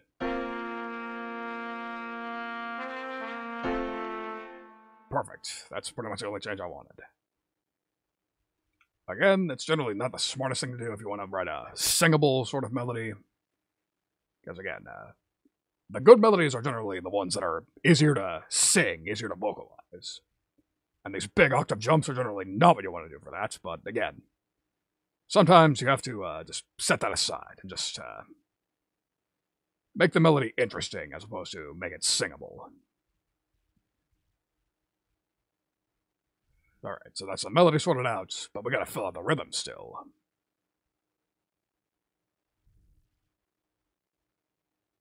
Because, well, if you like that tip, I actually didn't come up with that myself. Again, I believe 8-bit music theory was the kind person who taught me that tip. Specifically, the video, Why Mario Music Sounds Fun. That was a real eye-opener as far as writing melodies went, because I'm still not the strongest melody writer in the world, but I'd be even fucking worse without that video. Trust me. Because, again, if you want to learn how to do melodies, you might as well learn from the best. And as the dude himself said in the video, the best as far as writing great melodies that are nice, poppy, and singable, but still big brain enough to be interesting to a music theory nerd, Mario music is generally where you want to go for that. The music you want to analyze. That you want to, for want of a more polite term, rip off. I mean, it's not polite, but it's true. There's a reason the old parlance is, good artists borrow, great artists steal. Yeah. Absolutely, you need to, yeah.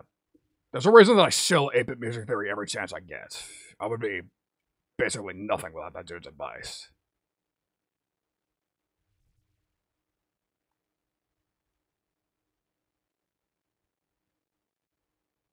Alright, I'm not quite sure what to do here, so what I think I'm going to do is...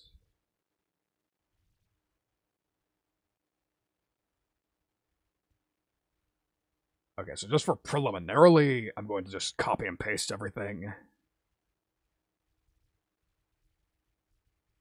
Knowing full well that I'm going to delete it later and probably want to mix it up a bit better. But again, I need some sort of backing, because again, the piano's not going to be part of the final melody if I have any say in it. I want this to be pure brass. This section, at least.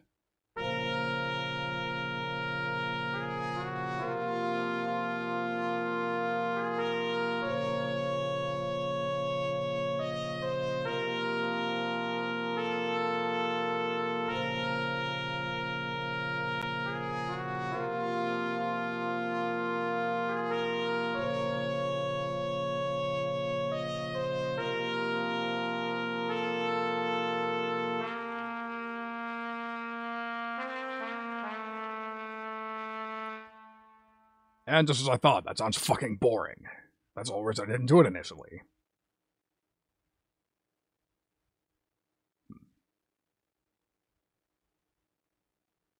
Then again, I could go real nutty and just reharmonize it completely. That'd be a pain in the ass to figure out on the fly, but... desperately boring parts call for desperate measures as far as making something more interesting, wouldn't you say?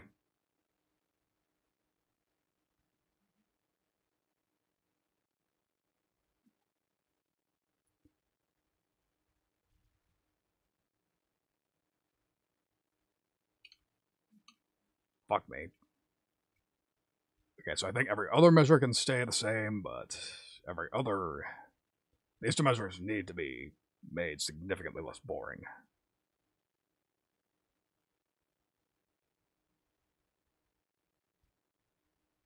So I think what I'm going to do is I'm going to snap to some chords. So, B flat minor triad for this one.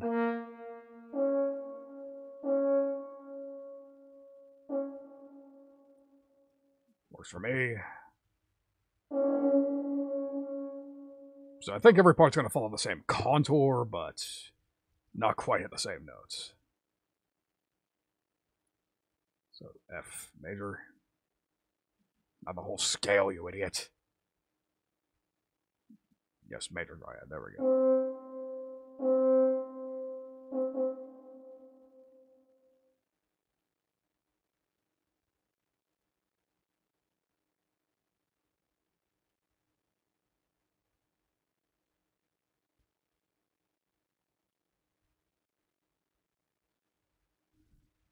Okay, B flat minor triad.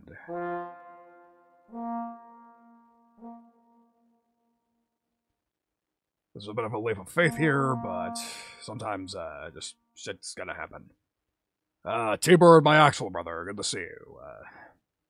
Yeah, we're not doing anything too interesting here, but just shit that I gotta do to ensure that the final product will be amazing. And yes, Toot is correct. We are working with the brass at the moment. Okay, F major. Eventually I'm gonna get that right.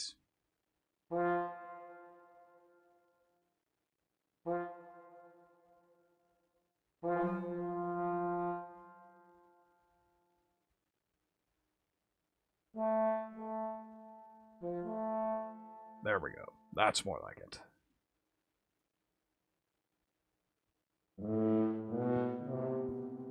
Alright, so key snap again.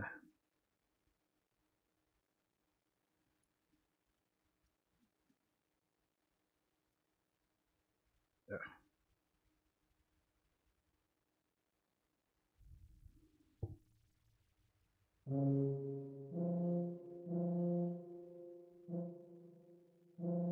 One note off.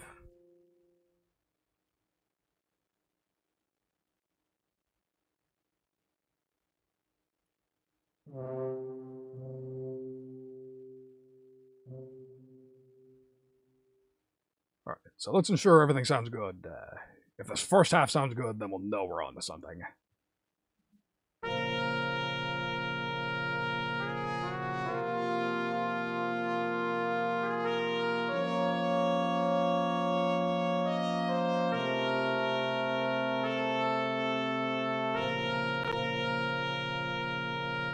Okay, it sounds good enough. That's basically all I can ask for.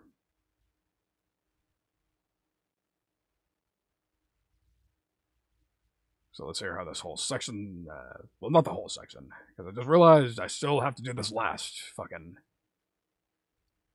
Kingdoms in Peril. Yeah, funny you mentioned that because that's not exactly what I'm going for, but it's close enough. Because this is supposed to be a sad song, despair song. A song that plays in a movie before that minor character that you love fucking throws himself off a cliff. Off of me. Fuck. Why do any of you follow me? Why do you want me? At any rate. Yes, poor minor character too. You should have, the fucking hero should have paid a little more attention to how he was feeling, man. Shouldn't have stolen the girl. What's the name of that one Final Fantasy game where that's exactly what happens? Whatever. In any case,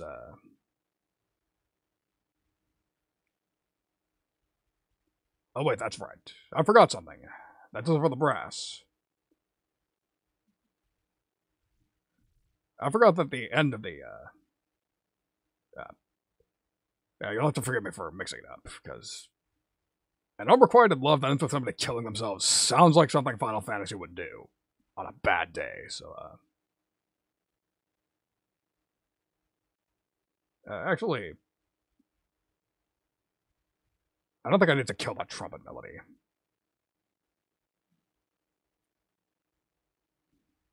Okay. So, here's a little tip of, well, I've never even heard of that game, so if that actually does happen in that game, that was a lucky prediction. I don't know. I'm fucking 2 shots in. I don't know what I'm talking about. Don't listen to me. I can barely do music correctly in this state. What makes you think I can fucking tell JRPG plots apart? Speaking of, I should stop talking about that and get back to what I actually know. Okay, there's the bassoon, which is obviously on the lower end. See, I sorted these alphabetically. Come to think of it, it probably would have been smarter to sort them by range.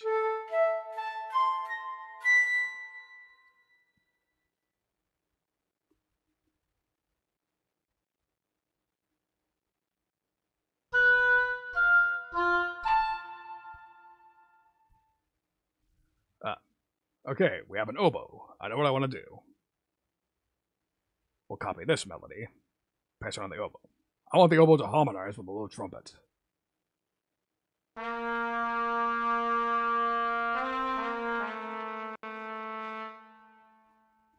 And my...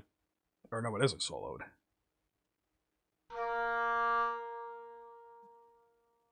Okay, so this needs to be transposed up an octave. Because as it is, it was completely blending in with the trumpet. That's not cool.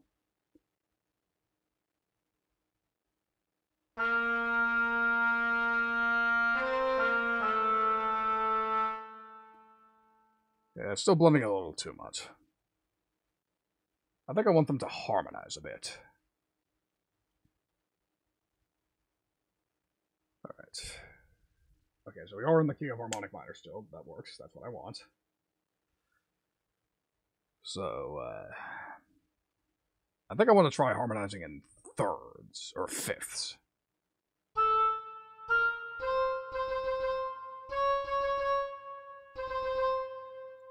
So that means we drag all this over.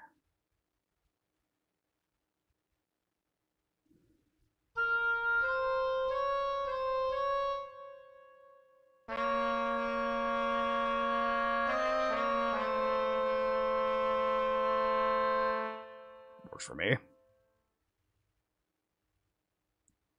So yeah, that I want to copy the melody.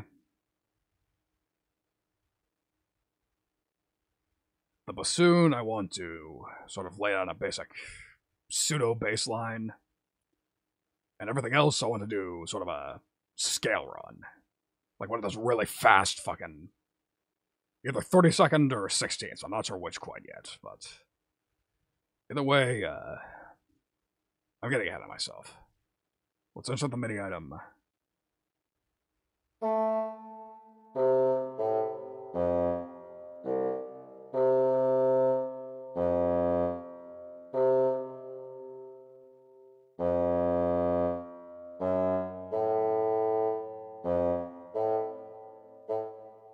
Not sure if that's quite the right note, but we'll run with it for the moment.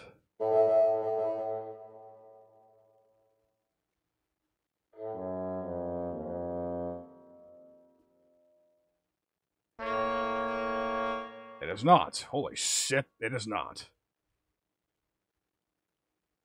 Okay, so we'll snap into a chord to ensure that I know what I'm doing.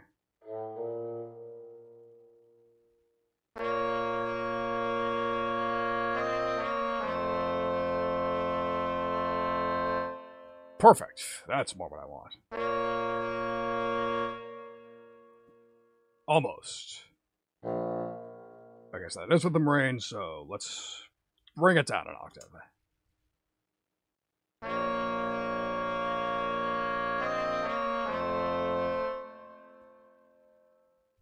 Okay, so now I want the rest of these to be doing a fun little scale run.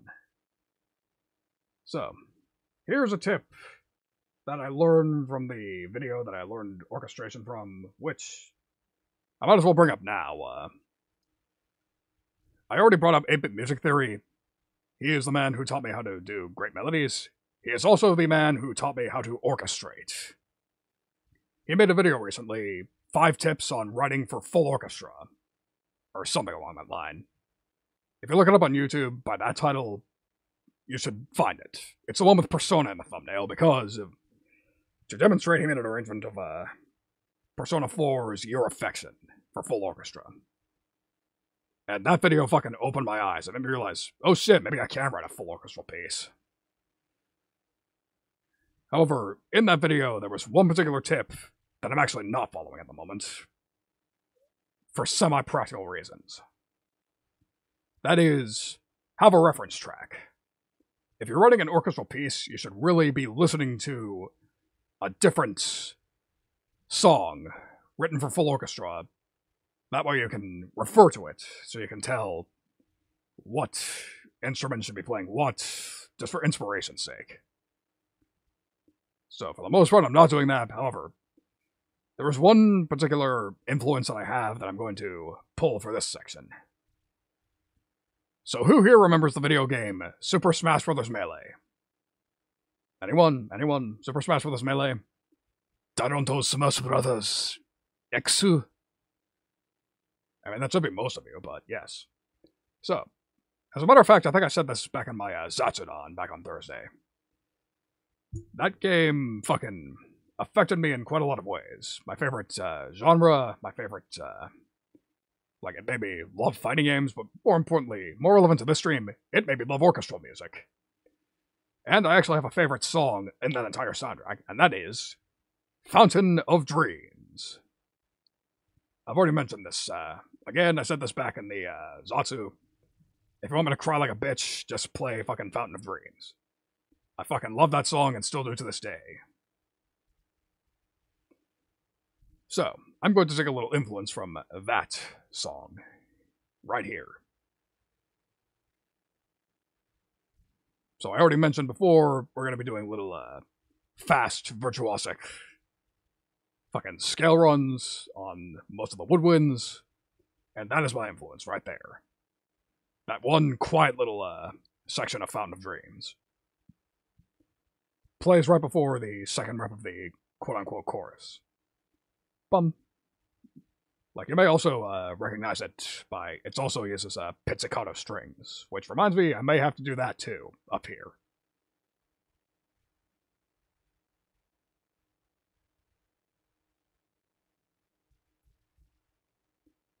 As a matter of fact, I'm going to do that before I do anything else.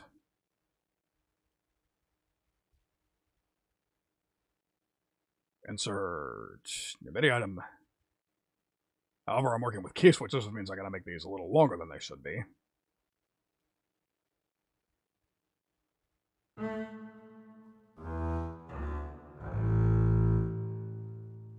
Okay, snap, B flat.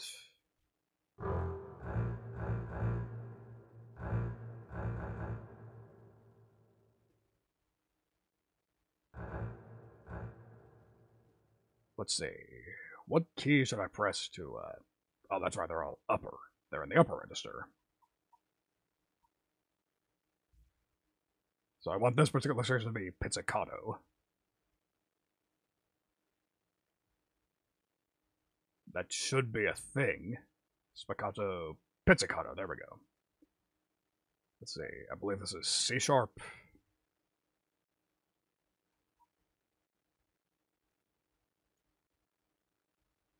Okay, we're getting there. There we go.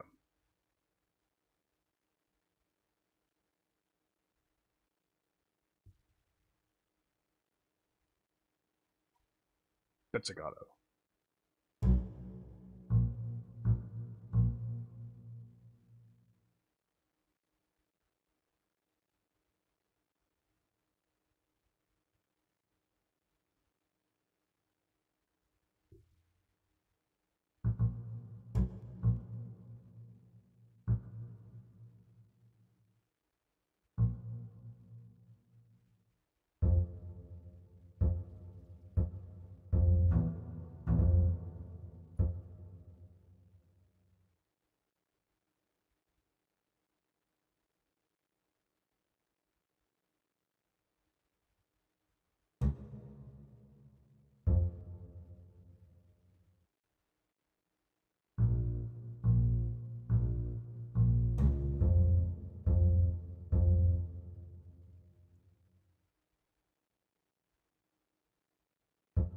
Yeah, I'll have one more, why not?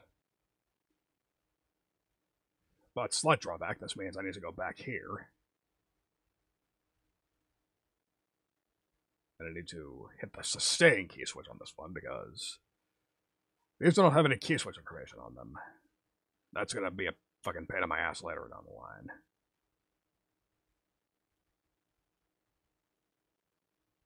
There we go.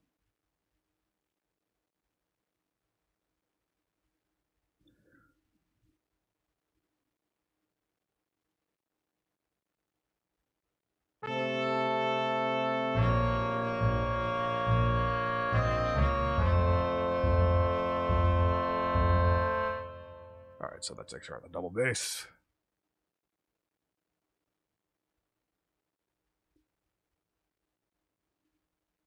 Now on to the cellos.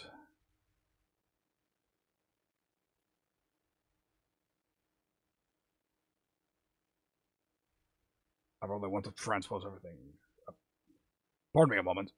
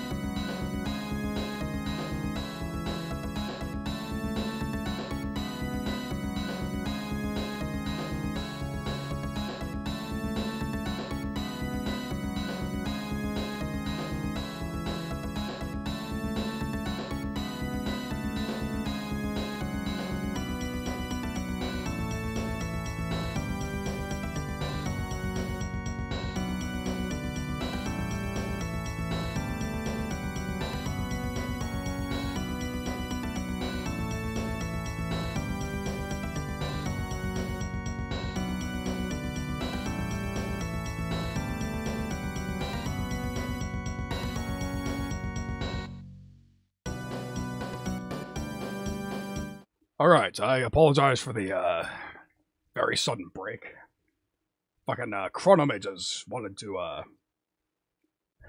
my attention, they're apparently, yeah. Shit happens, you know. Anyways, where was I? Thank you, Kamo. Or at least I'm assuming you don't mind being called Kamo for short. Kamagana is kind of a mouthful for a fucking drunk idiot like me, so. Alright, so, what I'm doing here is that. Okay, power chord 5, there we go. So I want to bring this up to F.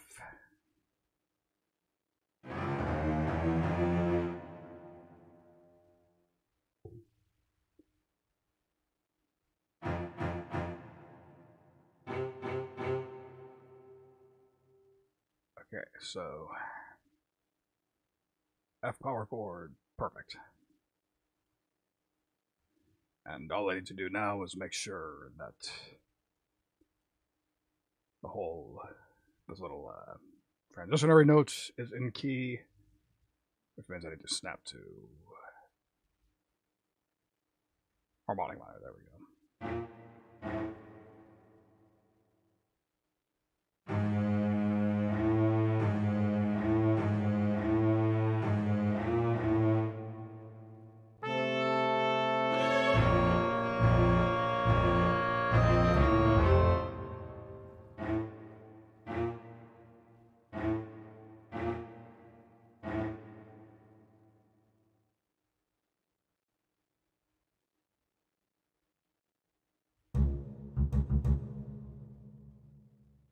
Okay. For sort of business, I should find the key switch for Piccolo, which is all the way down here. So this has to go.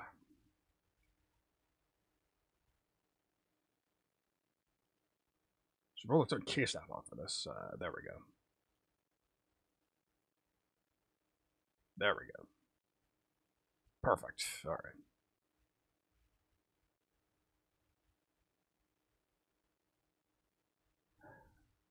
Yeah, pardon me clicking all over the place. Decided to do another shot while I was down answering to the mages, so.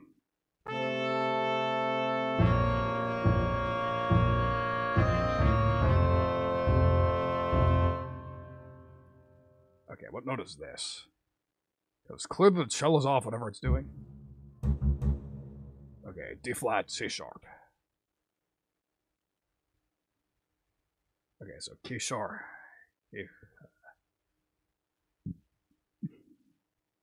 Snap to the D flat power chord. So here's a funny little factoid for you. If you know you want to harmonize in fifths, a power chord is only a 1 and a 5. So.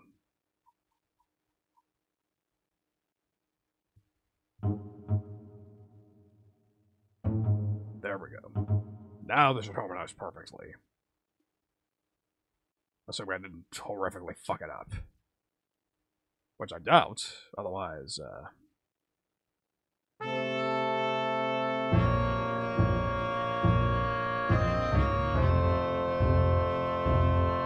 perfection. Brilliant. There we go. That's the stuff.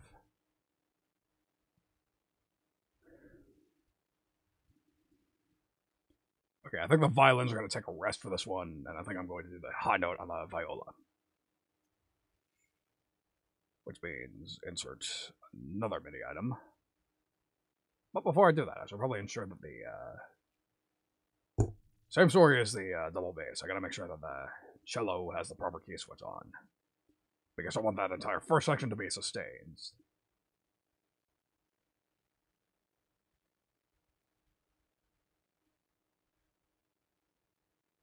And apparently Arco is the closest I get to that.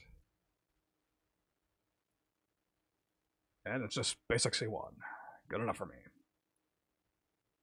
So let's do that ahead of time with the violas. Let's be extra smart about it.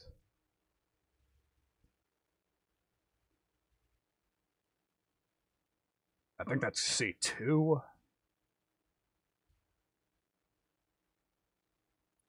So let's go ahead and bring it all the way over there. Open the interface again. I should not have closed that. I am a dumb motherfucker. And indeed it is C2 for sustain. Which means it's probably C, somewhere within that range, for pizzicato. Yep, C sharp too. Couldn't be simpler. Although I don't need it quite that far.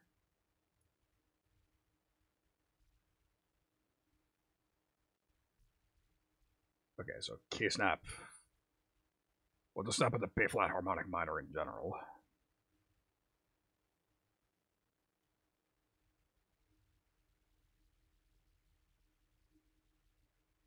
Let's see, there should be some way to make... There we go. I don't know why it looks like this. I'll squat and shit.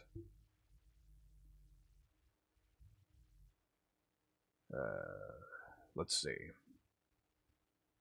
I want to make sure that the cello and double bass tracks are visible, so that I can ensure that I want to harmonize with the rest of the chord in that case. Okay, so that's playing the root, that's playing the fifth, so in this case I want to play the third. So let's be extra smart about it. B flat minor chord.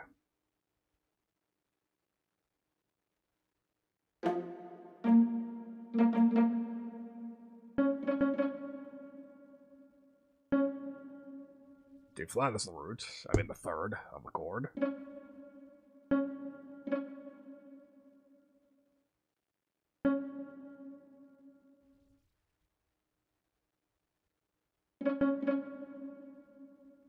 And I need to snap to F major.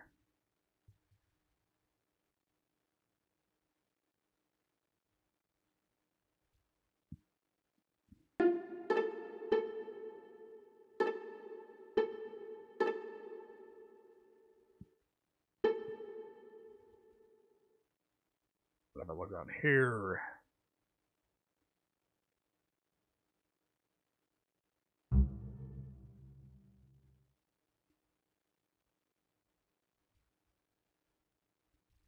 okay, B flat natural minor. I'm like 90% sure this note is there, and it is, and that's a major chord, and that's basic music theory for you. The third chord in a minor key is always going to be a major chord, because that's the formula. In natural minor, the root is minor, the second note is a diminished chord,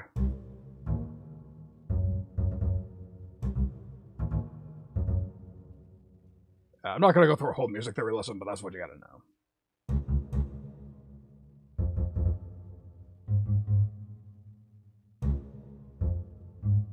Again, that's C sharp minor. Because the way you figure out the chords of a given key is that you learn the scale, and then you skip notes. You just start at a certain note, and then just keep skipping them. Every other note is a chord. At least as far as, well, no, even then.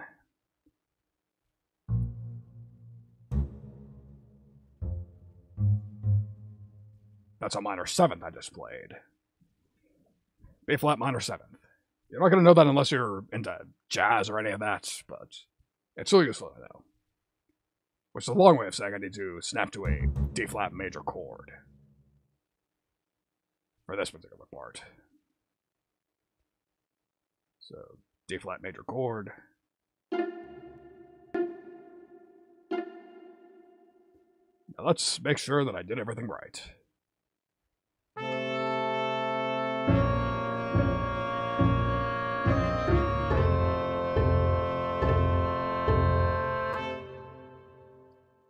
And that does it for the strings for that particular section. Fantastic. I have not horrifically fucked up. Feels good, man. And now we make some fucking woodwind shred. Fuck yeah. So, we'll start with the Piccolo. because it is naturally the highest instrument in any orchestra, which means it's going to be the most high and obnoxious.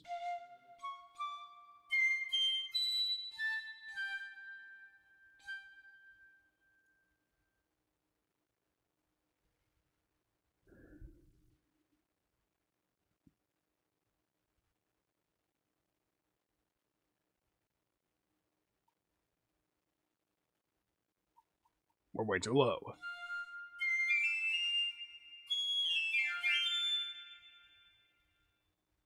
Alright, so I know we want to do a harmonic minor run. So B flat harmonic minor. B flat harmonic minor. Silly me.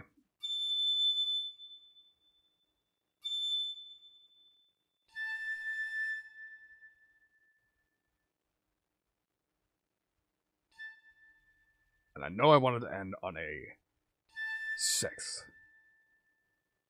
We'll work backwards a bit, because I know I wanted to end on this. We'll work backwards a bit.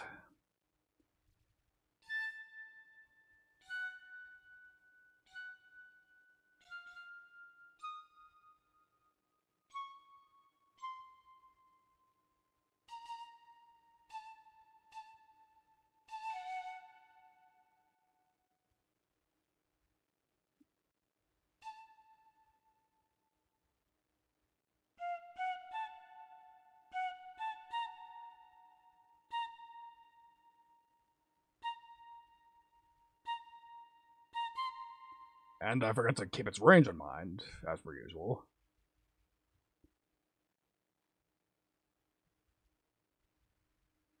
Which means I gotta transpose all this shit all up an octave.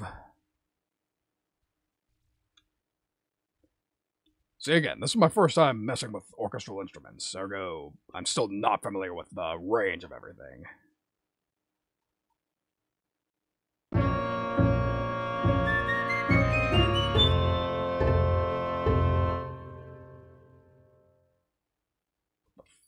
Fuck.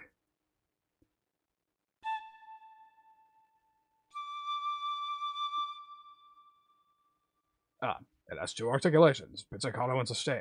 Staccato and sustain. And I want a sustaining for this particular run.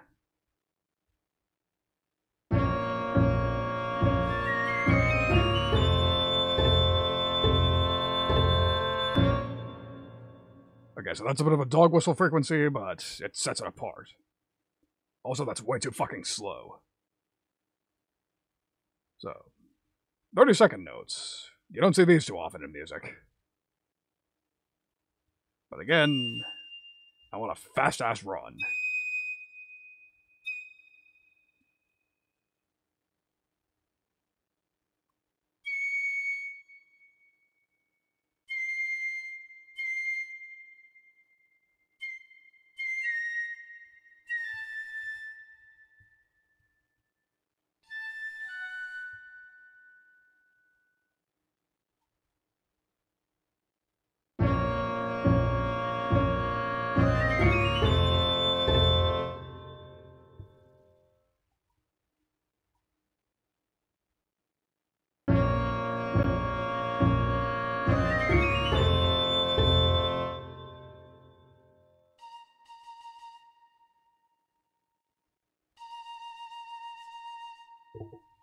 Alright, trying to do some engineering here.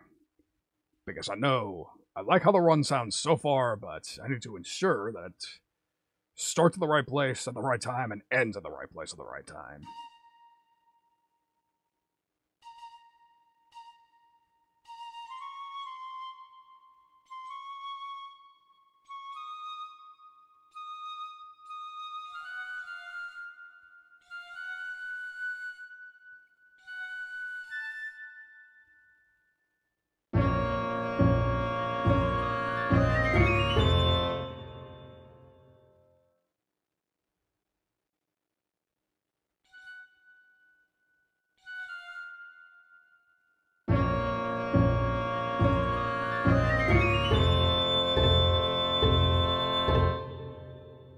that's probably a very awkward run by Piccolo standards, but I don't see any actual Piccolo players in the audience who are going to call me out on that, so you'll have to just live with it.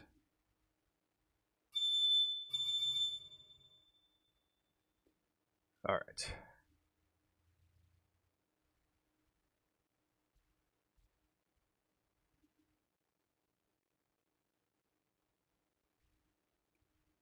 So we'll copy all that. We'll go to the flute channel. New item. And just, yeah, it is kind of a squawky instrument, isn't it? Unless your intent was to say, hey, I'm a Piccolo player, I'm offended by your lack of knowledge of my instrument. In which case, fucking suck it. Or else, just see me off stream and just teach me how it fucking operates. Whatever the case.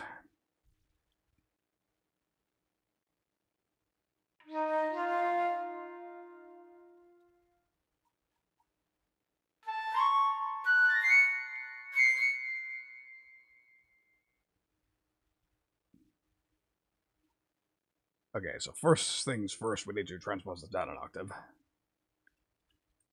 I don't actually want it to play perfect octaves of this part.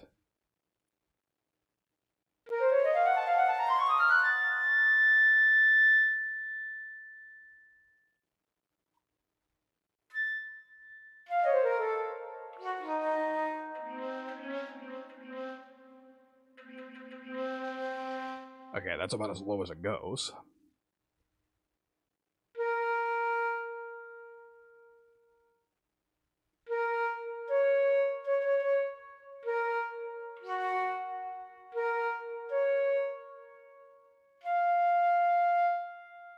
Okay, so I want it to snap it.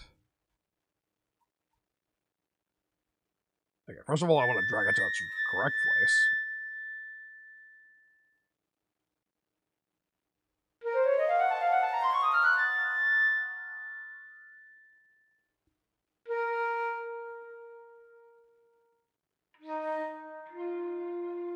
Drag it down to F. That sounds about right.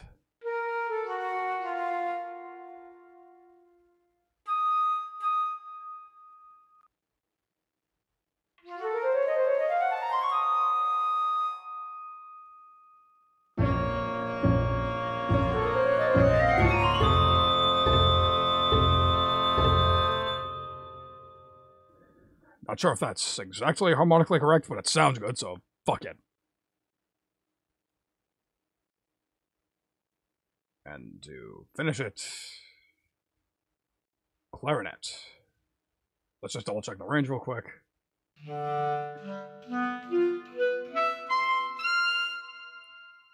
Sounds about right, so let's copy this over. Snap a key again.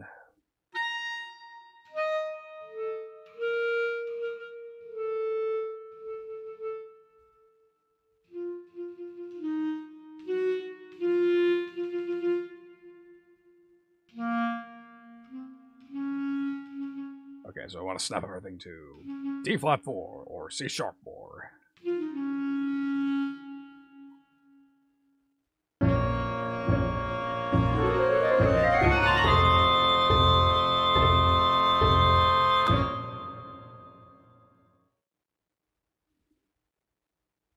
Then again, you know, it would be really interesting if one of these actually did the same thing, but in reverse. Rather than crawling up to a note, let's have it crawl down to a note. And fortunately enough, I have just the button to do that. Interval inversion, right here.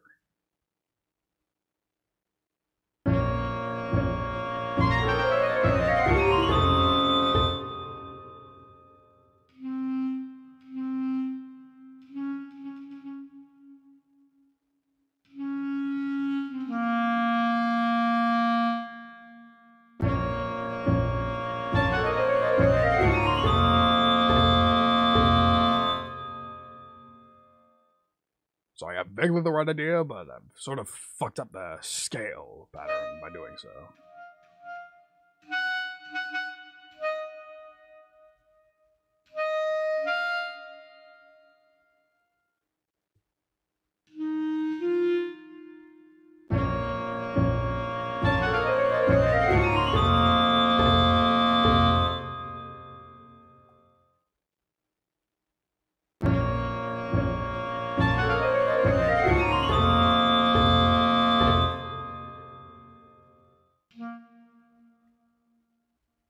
meant to select the note.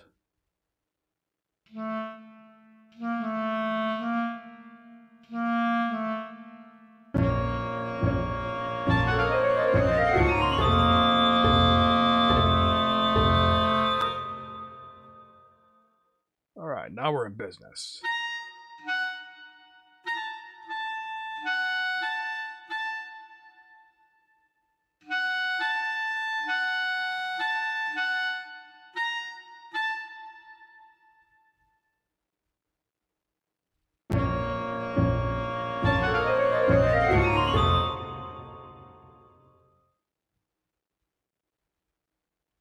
Okay, I think this half of the scale run needs to be brought up a note.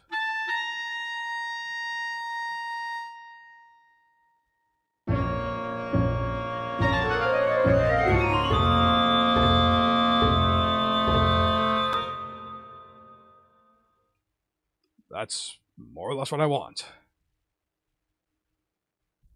Fuck yeah. Perfect.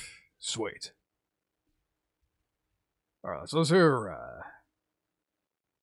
damn, we're going for a bit, huh? Time flies when you're having fun. Alright. Let's see what we got so far, at least.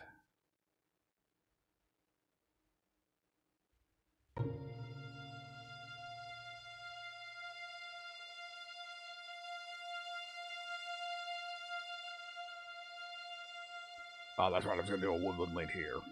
We'll do that later.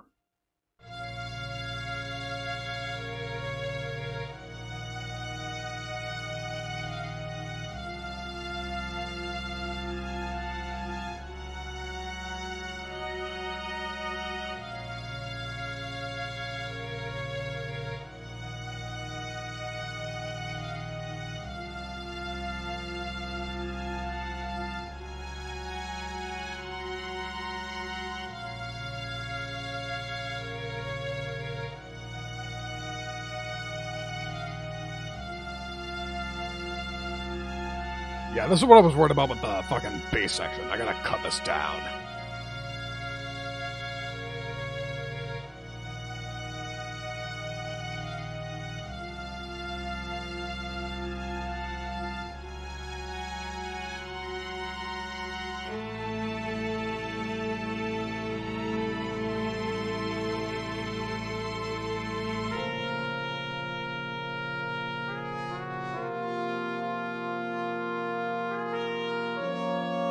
So probably let the strings play a little longer there.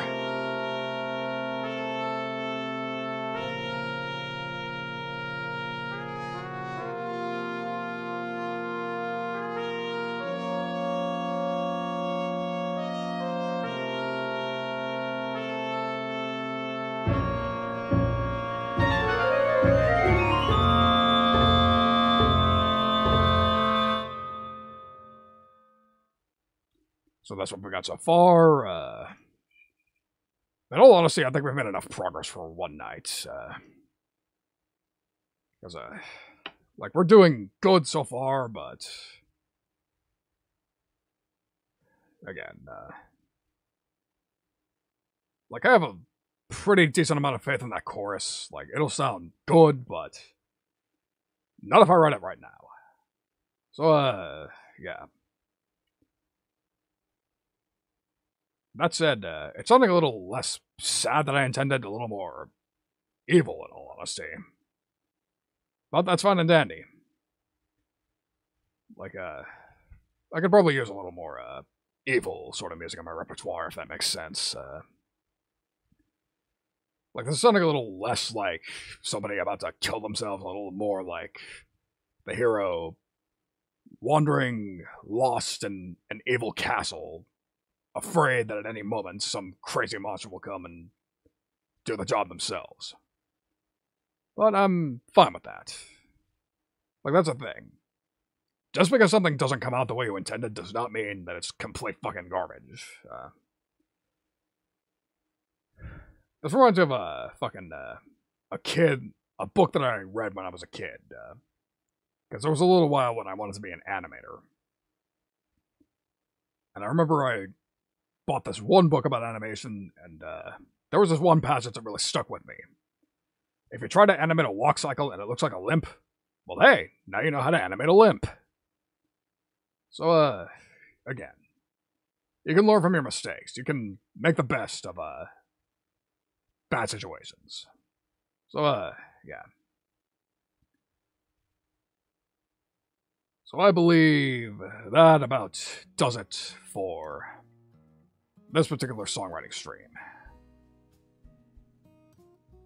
Again, doesn't sound quite like I intended at the beginning, but that's no skin off my nose. I think it's becoming something completely different, but something completely... Holy shit! Bits! Holy fuck. Thank you, Combo, for the bits. That's, real nice of you. I'm glad about that. Which reminds me of something completely, random. I was actually thinking of, So, fun fact, there's actually one more emote that Yoro made for me that I have not made public yet. And something tells me bits would actually be a good, like, apparently you can give, you can unlock bits, you can unlock an emote via bits, that's what I meant. So I suppose that'd be as good a way to, bring that, into the rotation as any. But, that'll be up to you. I'll ask about it in the morning, but yeah. So, I mean, as it is, we're just giving bits out of the kindness of your heart. There's no real reward for that, but I can fix that. I can hopefully find a way to fix that. But at any rate, yes, that's about as much songwriting as I'm going to do tonight. So I think I've, got, well, I'm glad I can teach you. That's, a lot of the reason I do what I do. That's a lot of the reason I like doing these songwriting streams, because you ain't gonna learn shit about fighting games watching me play those, but again, music I have a better idea what I'm doing. Like, as experimental as this was, I still, there were still quite a few of my old tricks that I still, leaned on in the process of writing this, and, that's sort of the reason it sounds as good as it does, so, yeah. So yeah, thank y'all for coming, I think we'll, resume writing the song sometime next week. Why not? Because the only other thing I have on my schedule for the next week is, Soul Calibur. I just bought Soul Calibur 6 a couple of days ago, and, just, I figured it was a good, game to play on stream. Why the fuck not? Thank you, Zob. And T-Bird, of course. No brotherly bias there whatsoever, no sir. But, yes, so yeah, that does it, that's about all there is I got to say about that, so I think it's time for us to pick our customary raid target. And if I recall correctly, there's an absolute shitload of people on at the moment, so let's see who's on. We have Shirora, I don't think so. Crimbo, I've rated already. Both of those I've rated already. Amana, Karate, Peony, Picky, I've rated already. Serena, I've rated already. Meat, I think I've rated already, I'm not sure. Let's see. Shady, Die would be sort of obvious. Rail. I don't think I've rated Rail yet. Yeah, you know what? We're gonna raid Rail. Rail Hungry. Wonderful artist. Great woman, part of the, Rummy Cookie Crimbo clique, but yeah, I think she's underrated. I like her, so we're going to raid her. Fuck it. Although knowing my luck, she might be just wrapping up and fucking, getting ready to raid somebody else, but that's a risk I'm willing to take. So yeah, we are raiding Rail Hungry. Sounds like a plan. Hope so, because I'm doing it anyways. Thank you all for coming. See you all next time. Don't know when the next stream's gonna be, but I'll let you know at least 24 hours in advance, as per usual. So yeah, let's go raid Rail. Have a good fucking night either way.